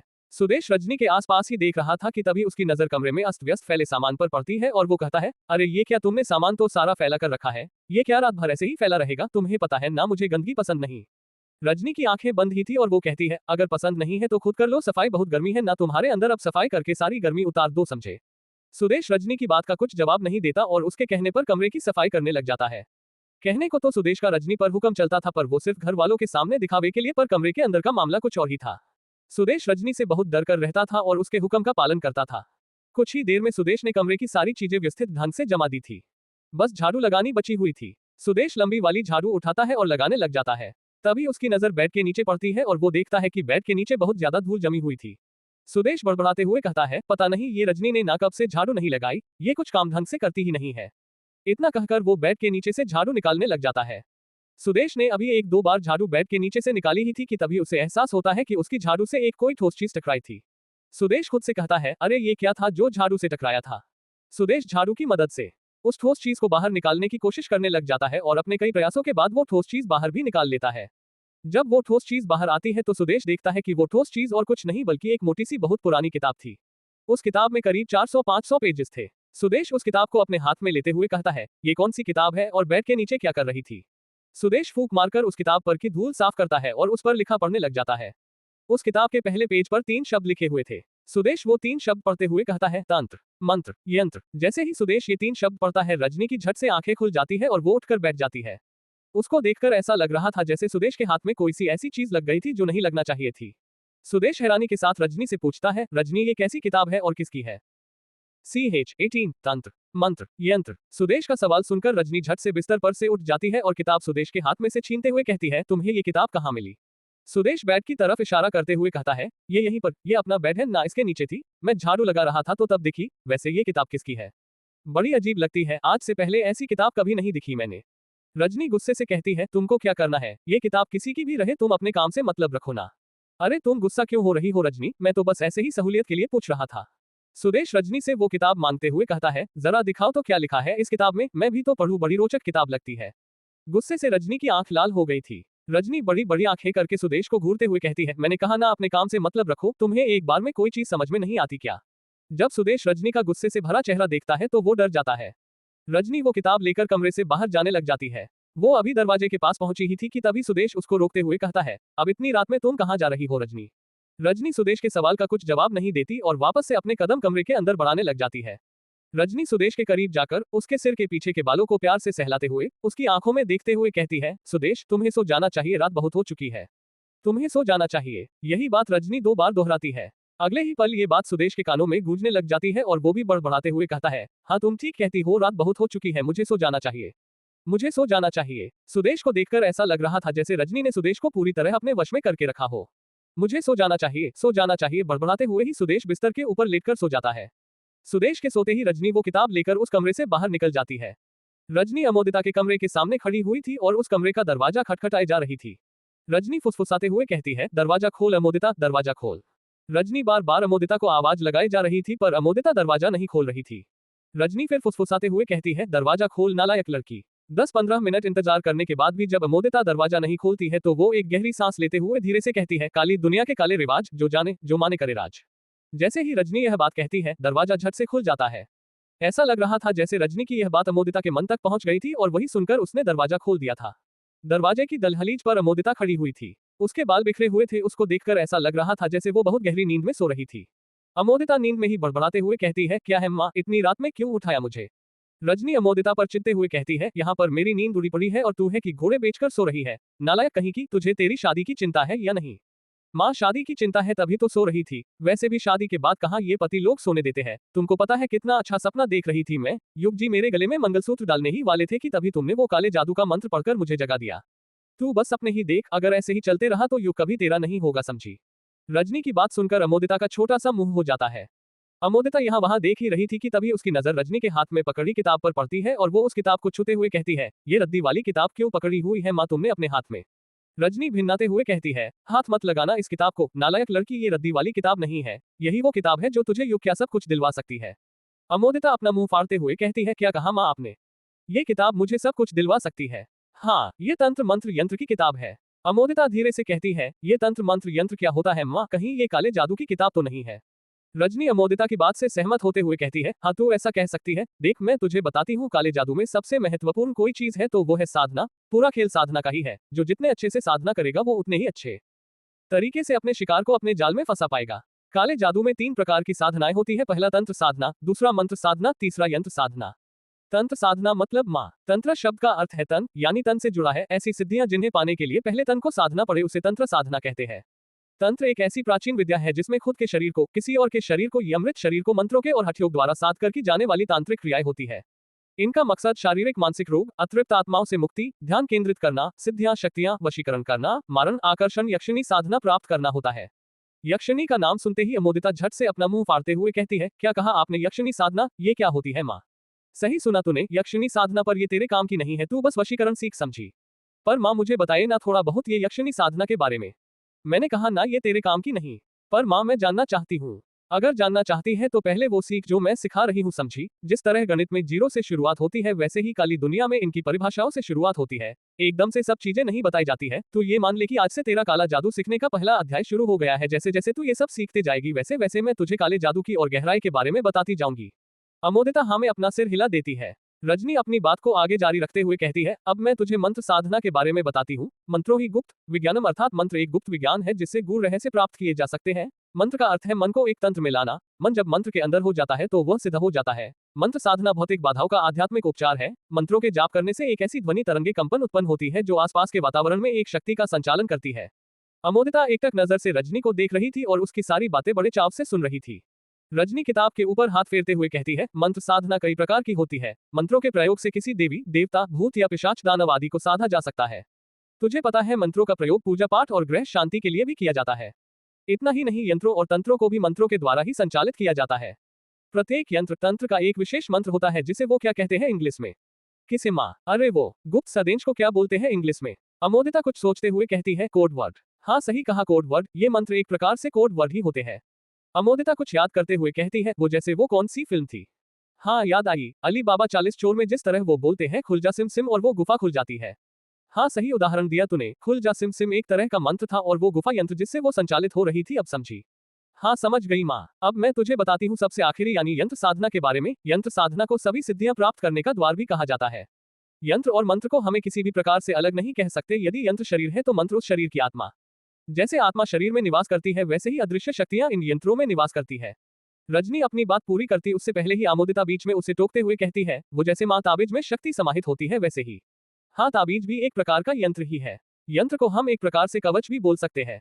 यंत्र के अंदर किसी कागज भोजपत्र या धातु पत्र पर स्याही से या किसी अन्य चीज साधना के आकृति रूप संख्या बनाई जाती है। यंत्र और कवच सभी तरह की मनोकामना पूर्ति के लिए बनाए जाते हैं, जैसे वशीकरण, सम्मोहन, आकर्षण या धन अर्जन, सफलता, शत्रु निवारण, भूत बाधा निवारण, होनी अनहोनी से बचाव आदि के लिए यंत्र या कवच बनाए जाते हैं। अमोदिता रजनी के हाथ की किताब देखते हुए कहती है, माँ ये तो बहुत अच्छी किताब है, तुम्हारे पास कहाँ से आई? यही तो मैं ढूंढ रही थी सुबह से और मिली किसे? तेरे पापा को। अच्छा, पर माँ आपने जवाब नहीं दिया, ये किताब तुमको किसने दी? रजनी धीरे से कहती है, ये किताब मुझे मेरी माँ ने दी थी और उन्हें उनकी माँ ने और उन्हें उनकी माँ ने। मतलब ये जादू टोना करना हमारा पुश्तैनी काम है जो बरसों से चला आ रहा है। हाँ सही कहा, इसी की वजह से तो हमारा अस्तित्व है। पहले बहुत से लोगों को ये करना आता था पर धीरे धीरे सब भूल गए। ये रहस्य कहीं लुप्त ना हो जाए इसलिए मेरी दादी की दादी ने ये सब बातें एक किताब में लिख दी थी और ये वही किताब है, समझी? हम लोग सौदाइन है। ये सौदाइन क्या होता है माँ? वो मर्द जो जादू टोना करते हैं उन्हें सौदाया कहा जाता है और वो औरत जो जादू टोना करती है उन्हें सौदाइन कहा जाता है, समझी? हाँ समझ गई माँ, मतलब आज से मैं भी सौदाइन। अरे पहले सीख तो जा ये जादू टोना करना, सौदाइन बाद में बनना। चल अब ये बातें करना छोड़, बहुत बक बक करने लगी है तू। जिस काम के लिए मैं यहाँ पर आई थी वो करते हैं। रजनी किताब को एक हाथ में पकड़ती है और अपना राइट हैंड आगे बढ़ाते हुए कहती है, लायु का बाल दे मुझे। अमोदिता कुछ जवाब नहीं देती, मूर्ति बनकर खड़े रहती है। अरे नालायक, खड़ी क्या है? मैं कुछ कह रही हूँ तुझसे, युग का बाल दे। मैंने सुबह बोला था ना कि रात में उसके बाल से जादू टोना करेंगे। अमोदिता हिचकिचाते हुए कहती है, वो माँ आपने बोला तो था पर वो क्या है ना वो। रजनी भिन्नाते हुए कहती है, अरे वो क्या लगा रखा है? सीधे सीधे बोल, तू युग का बाल तोड़ पाई या नहीं? वो माँ मैंने सोचा था जब युग जी सोएंगे तो चुपके से उनका बाल तोड़ लूंगी, पर वो तो खाना खाते ही निकल गए। अब आप ही बताइए मैं कैसे तोड़ती उनका बाल? तू ना नालायक ही रहेगी। पूरा दिन था तेरे पास, क्या किया तूने? वो माँ अमोदिता कुछ कहती उससे पहले ही रजनी गुस्से से कहती है, चुप रह, मुझे कुछ नहीं सुनना। सोचा था आज से युग को अपने वश में करना शुरू कर देंगे पर लगता है कल से ही यह क्रिया शुरू करनी पड़ेगी। मेरी बात ध्यान से सुन ले, कल रात कैसे भी करके मुझे युग का बाल चाहिए। पर माँ मैं कहाँ से लाकर दूंगी युग जी का बाल? वो तो उस ग्रेवयार्ड कोठी में चले गए वापस से। अगर युग ग्रेवयार्ड कोठी में गया है तो तू भी चले जा, समझी? मुझे बहाने मत दे, काम करके दिखा जो मैंने तुझे बोला है। तुझे युग से शादी करनी है या नहीं करनी है ना माँ? तो बस कल रात कैसे भी करके बाल लाकर दे मुझे, समझी? अमोदिता हाँ में अपना सिर हिला देती है। रजनी वहां से जाने लग जाती है, तभी अमोदिता उसे रोकते हुए कहती है, अरे माँ अब इतनी रात में यहाँ तक आ ही गई हो, ये जादू टोने की किताब लेकर तो ये मुझे ही दे दो, मैं रात भर पढ़ लूंगी तो कल जादू टोना करने में आसानी होगी। रजनी गुस्से से उबलते हुए कहती है, नालायक लड़की, तू सही में नालायक की नालायक ही रहेगी। कभी कभी तो मुझे लगता है कि तू मेरी बेटी है भी या नहीं। नहीं तू मेरी और सुदेश की बेटी हो ही नहीं सकती। हम तेरी तरह इतने काले थोड़ी है। जरूर नज ने बच्चा बदल दिया होगा उस रात और तुझे मेरी गोद में डाल दिया होगा। रजनी की बात सुनकर अमोदिता का मुंह छोटा सा हो जाता है। उसके दिल को एक बहुत गहरी ठेस लगी थी पर वो कहती कुछ नहीं, वो अपने आंसू अंदर ही अंदर पी लेती है। रजनी अपनी बात को आगे जारी रखते हुए कहती है, ये किताब कोई ऐसी वैसी किताब नहीं है, जादू टोने की किताब है। अगर किताब पढ़ते वक्त भी जरा सा मंत्र यहाँ से वहां हुआ तो मुसीबत आन पड़ेगी। जादू टोना करना कोई बच्चों का खेल नहीं है, इसको करने के भी कई नियम होते हैं और पहला नियम ये होता है कि कोई गुरु बनाना पड़ता है, समझी? और तेरी गुरु मैं हूँ, मेरी इजाजत के बिना इस किताब को हाथ लगाने की सोचना भी मत, वरना तू नहीं जानती क्या हो जाएगा। अमोदिता डरते हुए कहती है, नहीं नहीं माँ, मैं नहीं लगाऊंगी इस किताब को हाथ, तुम्हारी इजाजत के बगैर, तुम्हारी कसम। रजनी अमोदिता की आंखों में देखते हुए कहती है, देख अमोदिता, अगर तुझे युग को अपना बनाना है तो सब कुछ जल्दी करना पड़ेगा। कहीं ऐसा ना हो कि कोई हमसे पहले ही युग को अपने वश में कर ले। इतना कहकर रजनी वहां से चली जाती है। इस तरफ युग और यामिनी डोंगी के अंदर थे और किशनोई नदी पार कर रहे थे। उन दोनों ने आधी नदी पार कर ली थी। यामिनी के हाथों में चप्पू थे जिसकी मदद से वो डोंगी को चला रही थी। युग ये देखकर हैरान था कि दिखने में तो यामिनी एक दुबली पतली लड़की थी, पर उसके बाजुओं में इतनी ताकत थी कि वो युग जैसे भारी भरकम आदमी और डोंगी के वजन को अकेले ढो रही थी। युग यामिनी को चप्पू चलाते हुए देख रहा था। उसकी यामिनी से नजर हट ही नहीं रही थी। यामिनी यह बात नोटिस कर लेती है और कहती है, ए बाबू, क्या देख रहे हो, मेरा बदन। युग अपनी नजरें यामिनी के बदन से हटाते हुए कहता है, अरे नहीं नहीं, तुम गलत समझ रही हो, मैं तो बस नदी के पानी को देख रहा था। देखो हमारी डोंगी उतरते ही कैसे पानी का बहाव कम हो गया। होगा कैसे नहीं, आखिर ये सब मेरा हुक्म जो मानते हैं। युग बिचकते हुए कहता है, हुक्म मानते हैं मतलब ये कि आपको पता नहीं है क्या बाबू, ये प्रकृति इंसान के बारे में सोचती है, बस हम ही इसके बारे में नहीं सोचते, तभी तो पानी का बहाव इसने कम कर दिया ताकि हम नदी पार कर सके। युग कुछ समझ ही नहीं पा रहा था कि यामिनी कैसी बातें कर रही थी। यामिनी युग को देखते हुए कहती है, वैसे बाबू आप यहाँ के नहीं लगते, परदेशी है क्या? हाँ, वो मैं बंगलौर से आया हूँ और मेरा नाम बाबू नहीं युग है, समझी। आपका नाम कुछ भी हो पर हम तो आपको बाबू ही कहेंगे, यही नाम हमने आपको दिया है। यामिनी की बात सुनकर युग हंसने लग जाता है। यामिनी को पलटकर कुछ जवाब नहीं देता क्योंकि उसे पता था जवाब देना बेकार है। अचानक से युग के मन में एक सवाल आ जाता है और वो यामिनी से पूछता है, वैसे तुम रहती कहाँ पर हो यामिनी? ये किशनोई नदी है ना, उसके रोनकोमुचा घाट के किनारे पर ही रहती हूँ मैं अपने बाबा के साथ। वो उनकी तबीयत खराब है ना, इसलिए सारे काम आजकल मुझे ही करने पड़ते हैं। अच्छा, और बाबू आप यहाँ पर कहाँ रहते हैं? मैं ये काला झाड़ी जंगल के पास जो ग्रेवयार्ड कोठी है ना, वहां पर रहता हूँ। यामिनी धीरे से कहती है, ये तो मेरा घर है। CH-19 युग फांस गया। यामिनी का जवाब सुनकर युग डर जाता है और हिचकिचाते हुए कहता है, कक्का क्या कहा तुमने, मेरा घर है? मतलब? यामिनी हंसते हुए कहती है, मेरा घर नहीं बाबू, मैंने कहा वो तो यक्षिणी का घर है ना। यामिनी की बात सुनकर युग कुछ नहीं कहता, बस हाँ में अपना सिर हिला देता है। युग अभी भी यामिनी को देखकर घबरा रहा था। वो फैसला नहीं कर पा रहा था कि उसके सामने जो लड़की बैठी थी वो यामिनी ही है या फिर यक्षिणी। यामिनी धीरे से कहती है, सुना है आज से 13 साल पहले उस ग्रेवयार्ड कोठी में ही उस यक्षिणी को कैद किया गया था, कहीं आपने वो कोठी खोलकर उसे उस कैद से रिहा तो नहीं कर दिया? युग मन ही मन सोचने लग जाता है, यही पता करने तो मैं ग्रेवयार्ड कोठी जा रहा हूँ, पता नहीं अभिमन्यु ने सारी तैयारी करके रखी होगी या नहीं। मुझे कैसे भी करके पूर्णिमा आने से पहले ये पता करना ही होगा कि यक्षिणी ग्रेवयार्ड कोठी के अंदर है या नहीं। जब युग यामिनी के सवाल का कुछ जवाब नहीं देता तो यामिनी उसका हाथ छूते हुए कहती है, अरे कहाँ खो गए बाबू, हम कुछ पूछ रहे हैं आपसे। यामिनी के छूने पर युग अपने ख्यालों की दुनिया में से बाहर आ जाता है और कहता है, कहीं भी तो नहीं, तुम बोलो ना यामिनी, क्या बोल रही थी? यामिनी युग की आंखों में देखते हुए कहती है, वो हम बोल रहे थे कि आपको डर नहीं लगता उस कोठी में रहने में, सुना है यक्षिणी बहुत ही शक्तिशाली थी, किशनोई नदी पार करने वाले मर्दों के साथ संभोग करके उन्हें मार दिया करती थी। बाबू यदि आपको बुरा ना लगे तो एक सलाह दूं। युग झट से कहता है, कैसी सलाह यामिनी? मेरी सलाह यही है बाबू की यदि कभी गलती से भी अगर यक्षिणी उस कैद से आजाद हो भी जाए तो आप कभी भी ये नदी पूर्णिमा या अमावस्या की रात पार मत करना, वरना वो सबसे पहले आपको ही अपना शिकार बनाएगी। यामिनी की यह बात सुनकर युग का गला सूख गया था। युग यामिनी से अपनी नजरें मिलाते हुए कहता है, क्यों?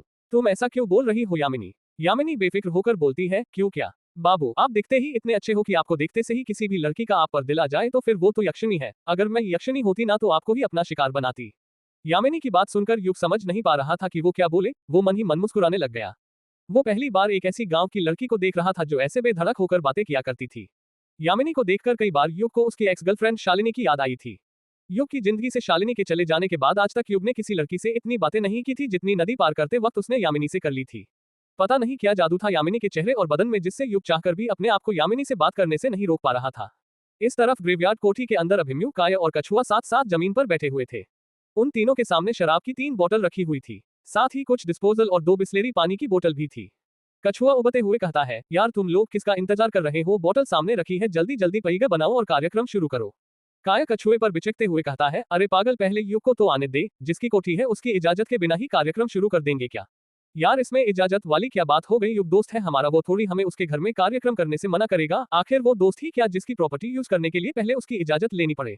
हाँ सही कहा, वैसे भी ये दोस्ती में तेरा मेरा नहीं होता, दोस्ती में सब दोस्तों का ही होता है।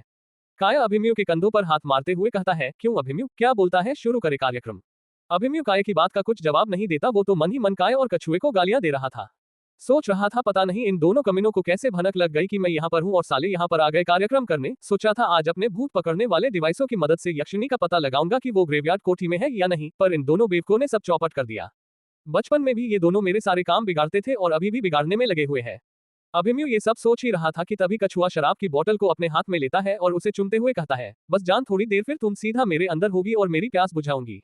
अभिमन्यु कछुए को घूरते हुए मन ही मन सोचता है, ये कछुआ दिखने में तो हट बड़ी ही का ढांचा है, पर पता नहीं इतनी कैसे पी लेता है, कुत्ता कहीं का, हरामी साला। कछुआ अपनी जगह से उठते हुए कहता है, यार तुम दोनों बैठो, मैं हल्का होकर आता हूँ, वरना शराब पीने के बाद हल्का होने गया तो तब तक गड़बड़ हो जाएगी। इतना कहकर कछुआ अपनी जगह से उठ जाता है। वो अभी एक दो कदम ही चला था कि तभी उसके पैर लड़खड़ा जाते हैं और वो धड़ाम से फंस पर गिर जाता है। काया ठहाके मारते हुए कहता है, हाँ इस कछुए के तो बिना पिए ही पैर लड़खड़ा रहे हैं, पता नहीं इसका पीने के बाद क्या हाल होने वाला है। कछुआ उठते हुए कहता है, यार जरूर कोई मुझे गाली दे रहा है तभी मैं गिरा। मेरी दादी कहती है हमें अक्सर ठोकर तभी लगती है जब आपका कोई करीबी दोस्त आपको गाली दे रहा हो। जैसे ही अभिमन्यु कछुए के मुंह से यह बात सुनता है, घबराते हुए कहता है, क्या कहा तूने, तेरा कोई दोस्त तुझे गाली दे रहा है? कौन है, जरा बता तो मुझे, किसकी हिम्मत हुई मेरे प्यारे कछुए दोस्त को गाली देने की? कछुआ अपनी कोहनी मलते हुए कहता है, पता नहीं कौन है, एक बार पता चल जाए उस दगाबाज दोस्त के बारे में, फिर देखना कैसे उसे गालियां दे देकर गिराता हूँ। अभिमन्यु मुंह बनाते हुए मन ही मन सोचने लग जाता है, ये गाली देने का असर तो सच में होता है। काया अभिमन्यु और कछुए को टोकते हुए कहता है, यार तुम दोनों ये फालतू की बातें करना बंद करोगे? और अभिमन्यु तू बता क्या करना है, युग का इंतजार करे या नहीं, या फिर उसके बिना ही कार्यक्रम शुरू करे? कछुआ वापस से अपनी जगह पर उठते हुए कहता है, यार उसका इंतजार क्या करना, वैसे भी वो कहाँ पर पीता है, हम तीन ही तो है पीने वाले, वो तो बस हमारा मुंह ताकता रहता है। अभिमन्यु कुछ सोचते हुए कहता है, यार कछुए बात तो तेरी सही है, पर फिर भी एक बार उसे बता देते तो सही रहता। वो दोस्त हुआ तो क्या हुआ, फिर भी आखिर ये उसका घर है, उसकी इजाजत के बिना हम यहाँ पर कुछ नहीं कर सकते। काया कहता है, यार तो उसे फोन करके पूछ लेना हम यहाँ पर कार्यक्रम कर ले क्या, और ये भी पूछ लेना वो आ रहा है या नहीं। वैसे भी रात के 1 बज गए हैं, मुझे नहीं लगता वो इतनी रात में नदी पार करेगा। मैं तो शाम से ही उसे फोन लगा रहा हूँ पर मोबाइल स्विच ऑफ बता रहा है उसका। यार तुझे तो पता ही है रोनकोमुचा गांव में अक्सर लाइट की प्रॉब्लम होती है, और मैंने कहा ना वो नहीं आने वाला, आज 13 साल बाद अपने रिश्तेदारों से मिलने गया है तो एक दिन तो वहां पर रुक कर ही आएगा ना। कछुआ काया का साथ देते हुए कहता है, यार मुझे तो काया की बात में दम लगता है, मुझे भी यही लगता है युग नहीं आने वाला। यार बात तो तेरी भी सही है, पर कुछ देर और इंतजार करके देखते हैं, हो सकता है आ जाए, क्योंकि उसे यहाँ पर एक बहुत जरूरी काम करना है। काया और कछुआ दोनों एक साथ पूछते हैं, कैसा काम? अभिमन्यु घबराने लग जाता है और सोचने लगता है कि ये जल्दबाजी में उसके मुंह से क्या निकल गया। काया अभिमन्यु पर दबाव बनाते हुए कहता है, अभिमन्यु तू चुप क्यों हो गया, बताना क्या जरूरी काम है, युग को जो आज रात ही उसे यहाँ पर आना पड़ेगा। अभिमन्यु बहाना बनाते हुए कहता है, अरे तुम दोनों को तो पता ही है ना कि युग यहाँ पर ऑर्गेनिक खेती का स्टार्टअप खोलने वाला है, तो उसी पर आज रात हम दोनों लंबी डिस्कशन करने वाले थे, तो ये जरूरी काम हुआ ही ना, रिश्तेदार थोड़ी ज्यादा इंपॉर्टेंट है। यार युग के लिए उसका काम ज्यादा इंपॉर्टेंट है या उसके रिश्तेदार, इसका फैसला बाद में हो जाएगा, पर अभी मेरे लिए टॉयलेट जाना ज्यादा जरूरी है, वरना टैंक यहीं पर खाली हो जाएगा। इतना कहकर कछुआ भागते हुए वॉशरूम की तरफ जाने लग जाता है। इस तरफ यामिनी और युग किशनोई नदी के बंगलामुड़ा घाट के किनारे पर पहुंचने वाले थे। युग अभी भी यामिनी को देखे जा रहा था, उसकी उससे नजर ही नहीं हट रही थी, पता नहीं क्या जादू कर दिया था यामिनी ने युग के ऊपर। यामिनी डोंगी का चप्पू चला ही रही थी कि वो चप्पू चलाना रोक देती है और कहती है, बाबू बंगलामुड़ा घाट आ गया। युग अपने ख्यालों की दुनिया में से बाहर आते हुए कहता है, क्या कहा, घाट आ गया इतनी जल्दी? जल्दी कहा बाबू, पूरा आधा घंटा लगा है नदी पार करने में। अरे आधा घंटा हो गया, मुझे तो पता ही नहीं चला तुम्हारे साथ बातें करते करते। युग ने इतना ही कहा था कि तभी आसमान में जोर से बिजली चमकती है। यामिनी बादलों को देखते हुए कहती है, लगता है आज रात जमकर बारिश होने वाली है। हाँ मुझे भी यही लगता है, मुझे जल्दी ग्रेवयार्ड कोर्ट ही पहुंचना चाहिए, तुम भी निकलो वरना यहीं पर फंस जाऊंगी। वैसे यदि तुम चाहो तो मेरे साथ ग्रेवयार्ड कोर्ट ही चल सकती हो। नहीं अभी नहीं, अभी वक्त नहीं आया है, जब वक्त आएगा तब मैं खुद आ जाऊंगी। युग ने हैरानी के साथ कहता है, क्या कहा तुमने? मैंने कहा बाबू अभी मैं नहीं आ सकती, घर पर मेरे बीमार बाबा मेरा इंतजार कर रहे हैं ना। अरे हाँ मैं तो भूल ही गया था कि तुम्हारे बाबा भी है एक। इतना कहकर युग अपनी पेंट की जेब में से पर्स निकालता है और उसमें से 200 रुपए निकालकर यामिनी को दे देता है। यामिनी झट से वो पैसे ले लेती है। यामिनी के चेहरे की मुस्कान देखकर ऐसा लग रहा था जैसे उसे उन पैसों की सख्त जरूरत थी। युग डोंगी से नीचे उतरने लग जाती है, पर तभी उसे कमल के फूलों की खुशबू आने लग जाती है और वो जहां पर था वहीं पर रुक जाता है। धीरे धीरे कमल के फूलों की खुशबू बढ़ने लग गई थी और सीधे युग के नथुनों में घुसने लग गई थी। कमल के फूल की खुशबू यामिनी के पास से आ रही थी। युग खुशबू को सूंघते हुए यामिनी के पास जाने लग जाता है। यामिनी घबराते हुए कहती है, ये आप क्या कर रहे हो बाबू, हमारे करीब क्यों आ रहे हो इतना? युग यामिनी के सवाल का कुछ जवाब नहीं देता। कमल के फूलों के खुशबू में युग इतना मदहोश हो गया था कि उसको अपने आप पर कुछ काबू ही नहीं रहा था। कमल के फूलों की खुशबू में एक नशा सा था। ये खुशबू यामिनी के बदन में से आ रही थी। युग यामिनी के बहुत करीब चले जाता है, उतने ही करीब जितना फूल उसकी पत्तियों के रहता है। युग यामिनी के इतने करीब पहुंच गया था कि यदि एक कदम भी वो आगे बढ़ाता तो उसके होंठ यामिनी के होंठ से टकरा जाते। युग वहीं पर रुक जाता है और बड़बड़ाते हुए कहता है, ये खुशबू में, ये खुशबू में। युग बार बार यही बड़बड़ाए जा रहा था। यामिनी युग की आंखों में देखने लग जाती है। युग यामिनी की आंखों में लगे काजल की गहराई में खो जाता है। यामिनी के बाल डोंगी में बैठने से पहले खुले हुए थे, पर पता नहीं कब उसने उन बालों का एक बड़ा सा जुड़ा बना लिया था। उन्हीं बालों में एक कमल का फूल लगा हुआ था। यामिनी वो फूल अपने बालों में से निकालते हुए युग को देते हुए कहती है, ये खुशबू इसमें से आ रही है। युग उस फूल को अपने हाथों में पकड़ते हुए कहता है, अच्छा तो इससे आ रही है वो खुशबू, पर यामिनी बालों में कौन कमल का फूल लगाता है? मैं लगाती हूँ ना बाबू, जिस तरह मुझे जुगनू पसंद है उसी तरह कमल के फूल भी बहुत पसंद है। युग कमल के फूल को अपने नाक के पास लाते हुए उसकी खुशबू सूंघते हुए कहता है, तुम भी ना यामिनी, पता नहीं तुम्हें क्या क्या पसंद है। यामिनी धीरे से कहती है, मुझे संभोग भी बहुत पसंद है बाबू। जैसे ही युग यामिनी के मुंह से यह बात सुनता है, उसका सिर घूमने लग जाता है और वो चक्कर खाकर धड़ाम से डोंगी पर ही गिर जाता है। इस तरफ ग्रेवयार्ड कोठी के अंदर युग के दोस्त अभी भी उसके वापस आने का इंतजार कर रहे थे। उन्होंने कार्यक्रम शुरू नहीं किया था। काया, कछुआ और अभिमन्यु तीनों की नजरें शराब की बोतल पर गड़ी हुई थी। वो तीनों यही सोच रहे थे कि कब युग आएगा और कब उसे वो खोलेंगे।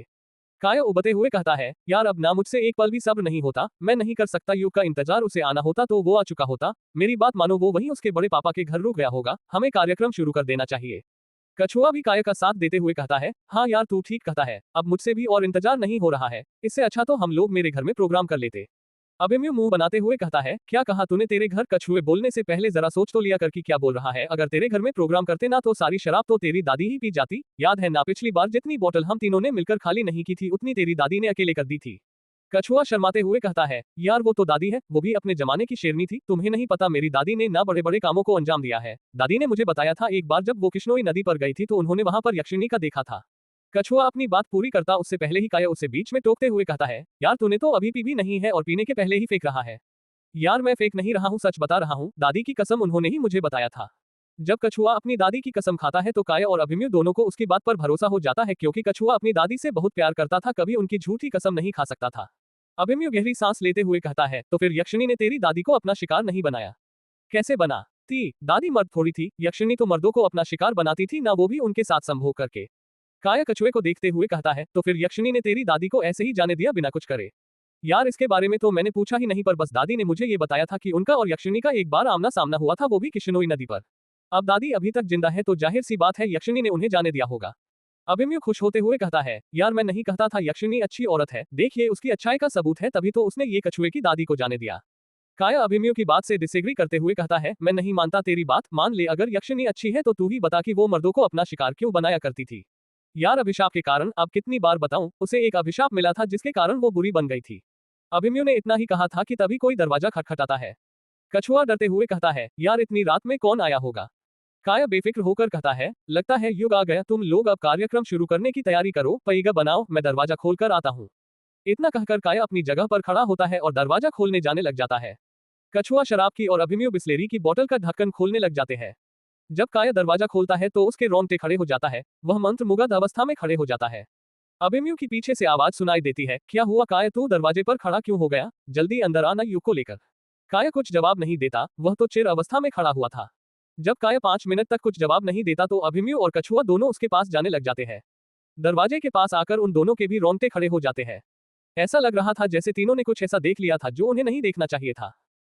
CH20 वो वही है। कछुआ, काया और अभिमन्यु तीनों हक्के बक्के रह गए थे। तीनों की आंखें फटी की फटी रह गई थी। उन्हें अभी भी अपनी आंखों पर यकीन नहीं हो रहा था। दरवाजे की दहलीज पर युग बेहोश पड़ा हुआ था। उसकी शर्ट की बटनें खुली हुई थी जिस कारण उसका सीना साफ साफ दिख रहा था। उसके सीने पर खरोंच के कुछ निशान थे। उन खरोचों को देखकर ऐसा लग रहा था जैसे किसी लड़की ने अपने नाखूनों से खरोचा हो। युग का पूरा शरीर बरसात के पानी से भीगा हुआ था। बाहर बारिश और तेज हो गई थी। बादल ऐसे गरज रहे थे जिसे सुनकर किसी के भी दिल दहक जाए। अभिमन्यु हकलाते हुए कहता है, यार ये युग को क्या हो गया, ये बेहोश कैसे हो गया? काया और कछुआ तो युग को इस हालत में देखकर इतने चकित हो गए थे कि कुछ बोल ही नहीं पा रहे थे। उनकी आवाज उनके गले में ही फंस कर रह गई थी। अभिमन्यु नीचे झुकता है और युग को हिलाते हुए कहता है, युग उठ यार, ये क्या हो गया तुझे? कछुआ डरते हुए कहता है, यार ये युग कहीं भगवान को तो प्यारा नहीं हो गया? काया कछुए पर गुस्सा करते हुए कहता है, कभी तो अच्छा सोच लिया कर कछुए, जब देखो मनुष्यत वाली बातें करते रहता है। अभिमन्यु युग का हाथ पकड़ता है और उसकी नब्ज चेक करने लग जाता है। काया अभिमन्यु के कंधों पर हाथ रखते हुए कहता है, क्या हुआ, चल रही है ना नब्ज? अभिमन्यु गहरी सांस लेते हुए कहता है, हाँ चल रही है, भगवान का शुक्र है। एक काम करो, जल्दी इसे उठाओ और अंदर ले चलो। अभिमन्यु युग के दोनों पैर पकड़ता है और कछुआ काया मिलकर युग के हाथ पकड़ लेते हैं और उसे उठाने लग जाते हैं। अभिमन्यु, काया और कछुआ ने युग को उठाकर अभी 1-2 कदम ही बढ़ाए थे कि तभी कछुआ जहां पर था वहीं पर रुक जाता है। काया अभिमन्यु पर चिढ़ते हुए कहता है, क्या हुआ, तू रुक क्यों गया, अंदर चलना। कछुआ घबराते हुए अपनी आंखों से इशारा करते हुए कहता है, यार वो देख सामने। जब अभिमन्यु और काया सामने की ओर अपनी नजरें करते हैं तो देखते हैं कि वहां पर कई सारे जुगनुओं के झुंड थे जो जगमग जगमगा रहे थे। उन जुगनुओं ने अलग ही रोशनी कर दी थी जिस कारण लग ही नहीं रहा था कि बाहर रात थी। पीली रोशनी से ग्रेवयार्ड कोठी के आसपास का सारा इलाका जगमगा गया था। काया अपना मुंह फाड़ते हुए कहता है, ये इतने सारे जुगनू कहां से आ गए? कछुआ उन जुगनुओं को देखते हुए हैरानी के साथ कहता है, पता नहीं यार, और वो भी बारिश में, मैंने आज तक इतने सारे जुगनुओं को कभी नहीं देखा था। मैंने भी यार, पहले वो किश्नोई नदी पर मरे हुए कौओं का मिलना और अब ये इतने सारे जुगनू, कुछ ठीक नहीं लग रहा। ऐसा लग रहा है जैसे ये सब किसी चीज के संकेत हो, कोई बुरी घटना घटने के पहले के। अभिमन्यु कछुआ और काया पर चिढ़ते हुए कहता है, कैसे दोस्त हो बे तुम दोनों, यहाँ पर युग बेहोश पड़ा हुआ है और तुम दोनों को जुगनुओं की पड़ी है। काया अपनी गलती पर शर्मिंदा होते हुए कहता है, सॉरी यार, वो जुगनुओं को देखकर भूल गए थे, हम दोनों युग को अभी अंदर ले चलते हैं। इतना कहकर काया, अभिमन्यु और कछुआ मिलकर युग को कोठी के अंदर ले जाते हैं और सोफे के ऊपर सुला देते हैं। काया युग के गाल थपथपाते हुए कहता है, युग ओ युग, उठ यार उठ भाई। कछुए, पानी दे जरा, हो सकता है पानी डालने से होश में आ जाए। कछुआ युग के शरीर को ऊपर से लेकर नीचे तक अच्छे से देखते हुए कहता है, यार ये पूरा पानी से भीगा हुआ है और तू कह रहा है पानी लाकर दे, मुझे नहीं लगता पानी डालने से कुछ होने वाला है। यार तू दे तो, मैंने अक्सर देखा है फिल्मों में जब भी कोई बेहोश होता है तो उसके ऊपर पानी डालने से वो होश में आ जाता है। यार वो रियल लाइफ है, रियल लाइफ और रियल लाइफ में फर्क होता है। काया चिढ़ते हुए कहता है, यार तू दे तो, मुंह मत चला ज्यादा, फिल्मों में और किस्से कहानियों में जो चीजें दिखाई जाती है वो कभी कभी सच भी होती है, भूल मत, कहानियों और फिल्मों को हमारी असली जिंदगी में से ही लिया जाता है। काया की बातें सुनकर कछुआ समझ गया था कि चाहे कुछ भी हो जाए काया युग के चेहरे पर पानी डालकर ही रहेगा, इसलिए कछुआ न चाहते हुए भी पानी की बाटों उठाने लग जाता है। सोफे के पास ही कुछ शराब और पानी की बोतल खुली हुई थी जिनसे कुछ देर पहले वह तीनों मिलकर पईगा बनाने वाले थे। कछुआ बिना नीचे देखे ही उनमें से एक बोतल उठा लेता है और वो पूरी की पूरी बोतल युग के चेहरे पर उलिट देता है। जब बोतल का पानी युग के चेहरे पर गिरता है तो कछुआ देखता है कि वो पानी नहीं बल्कि शराब थी जो उसने युग के चेहरे पर पलट दी थी। काया मुंह फाड़ते हुए कहता है, कछुए ये क्या किया तूने, तुझे पानी डालने को बोला था, तूने शराब कर यो डाल दी उसके चेहरे पर। कछुआ अपना सिर खुजाते हुए कहता है, सॉरी यार, गलती से हो गया, मैंने देखा नहीं था। क्या कहा गलती से, तू ना सारे काम बिगा। काया अपनी बात पूरी करता उससे पहले ही अभिमन्यु उसे टोकते हुए कहता है, यार चुप बैठो थोड़ी देर, लगता है युग को होश आ रहा है, देखो उसकी उंगलियां मूवमेंट कर रही है। युग ने अपने हाथ की उंगलियां हिलाना शुरू कर दिया था। अगले ही पल धीरे से युग अपनी आंखें खोल देता है। जैसे ही युग अपनी आंखें खोलता है अभिमन्यु बौखलाहट के साथ पूछता है, युग तू ठीक तो है ना। युग अपना सिर पकड़ते हुए कहता है, हाँ ठीक तो हूँ, बस सिर भारी भारी लग रहा है।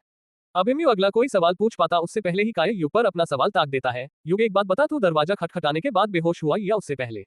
युग कुछ कहता उससे पहले ही कछुआ बोल पड़ता है, अब एक ऐसे सवाल पूछ रहा है काया, जाहिर सी बात है ना दरवाजा खटखटाने के बाद ही बेहोश हुआ होगा, कोई भूत थोड़ी दरवाजा खटखटा कर भाग जाएगा। क्यों युग, मैंने सही कहा ना, तू दरवाजा खटखटा कर बेहोश हो गया था ना, ये सब छोड़ और ये बता तू बेहोश कैसे हो गया था। युग अपने सिर पर दबाव बनाते हुए बड़बाते हुए कहता है, मैं बेहोश कैसे हुआ।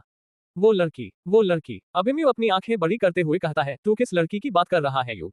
वही यार जिसने मुझे नदी पार करवाई थी, वो लड़की कमल का फूल। वो लड़की कमल का फूल। काया अपना सिर खुजाते हुए कहता है, ये लड़की तक तो ठीक था पर अब बीच में कमल का फूल कहां से आ गया। गुलाब का होता तो चल भी जाता क्योंकि लड़कियों को गुलाब के ही फूल दिए जाते हैं, पर कमल का फूल लिटरेरी।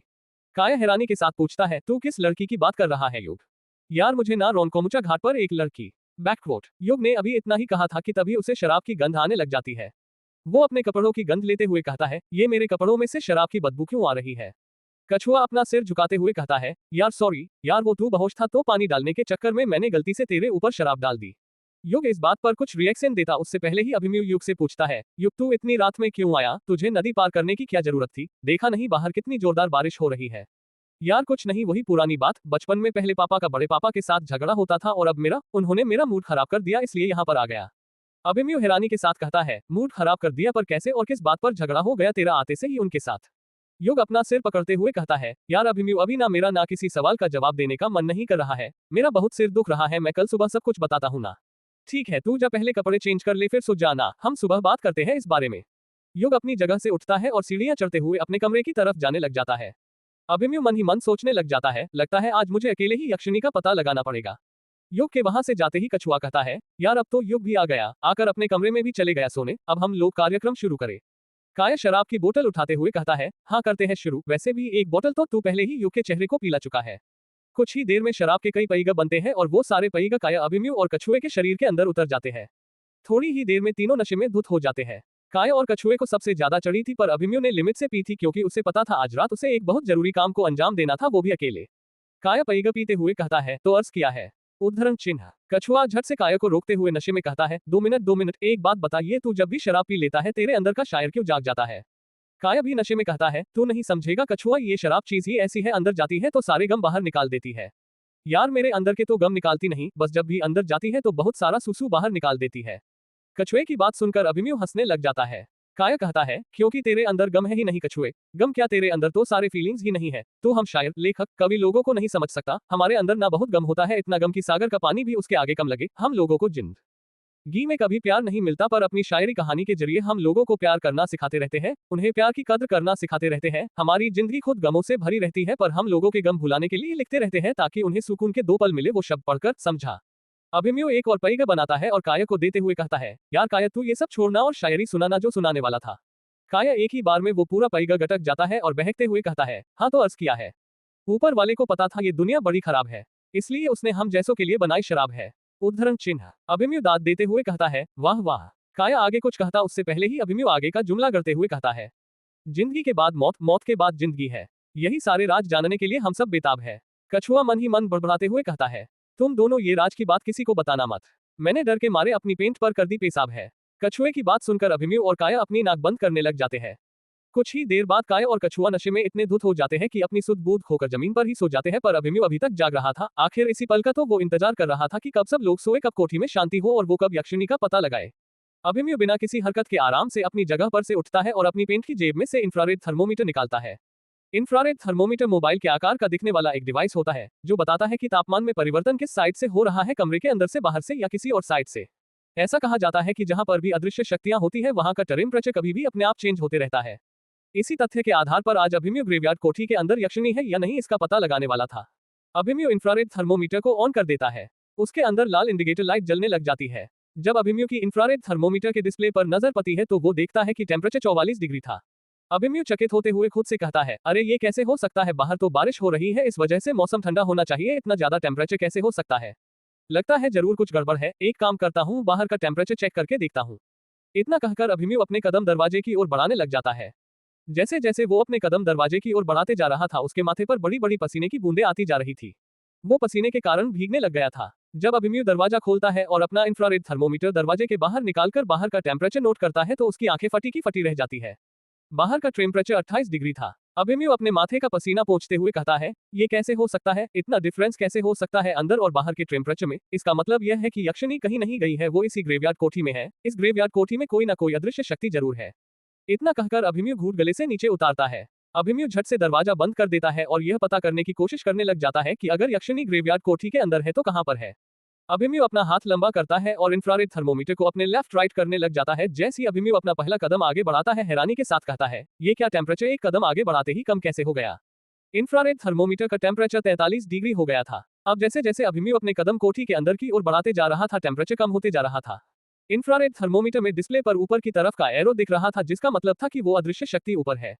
यह देखकर अभिमन्यु खुश होते जा रहा था। उसके दिल को तसल्ली मिल रही थी यह सोचकर कि यह अदृश्य शक्ति और कोई नहीं बल्कि यक्षिणी है जो अभी भी ऊपर वाले कमरे 666 में कैद है। पर इस बात पर पूरी तरह विश्वास करने के लिए अभिमन्यु ऊपर के कमरे की ओर अपने कदम बढ़ाने लग जाता है। जब अभिमन्यु सीढ़ियां चढ़कर ऊपर पहुंचता है तो देखता है कि टेम्परेचर 13 डिग्री हो गया था। वह ठंड के मारे कांपने लग गया था। अभिमन्यु समझ ही नहीं पा रहा था कि ऊपर और नीचे के एरिया में इतना टेम्परेचर डिफरेंस कैसे हो सकता है। अभिमन्यु रूम नंबर 666 से बस 2-3 कदम ही दूर था। तभी वो इंफ्रारेड थर्मोमीटर के डिस्प्ले में देखता है कि एरो अचानक चेंज हो गया था और वो एरो रूम नंबर 666 के बगल में जो रूम था उसकी ओर इशारा कर रहा था। अभिमन्यु अचंभित होते हुए कहता है, ये कैसे हो सकता है, एरो बगल वाले रूम से कैसे दिखा रहा है, यक्षिणी तो रूम नंबर 666 में कैद है। अभिमन्यु बिना कुछ सोचे समझे रूम नंबर 666 के बगल वाले रूम के दरवाजे को धक्का दे देता है। वो दरवाजा चरमराते हुए धीरे से खुल जाता है।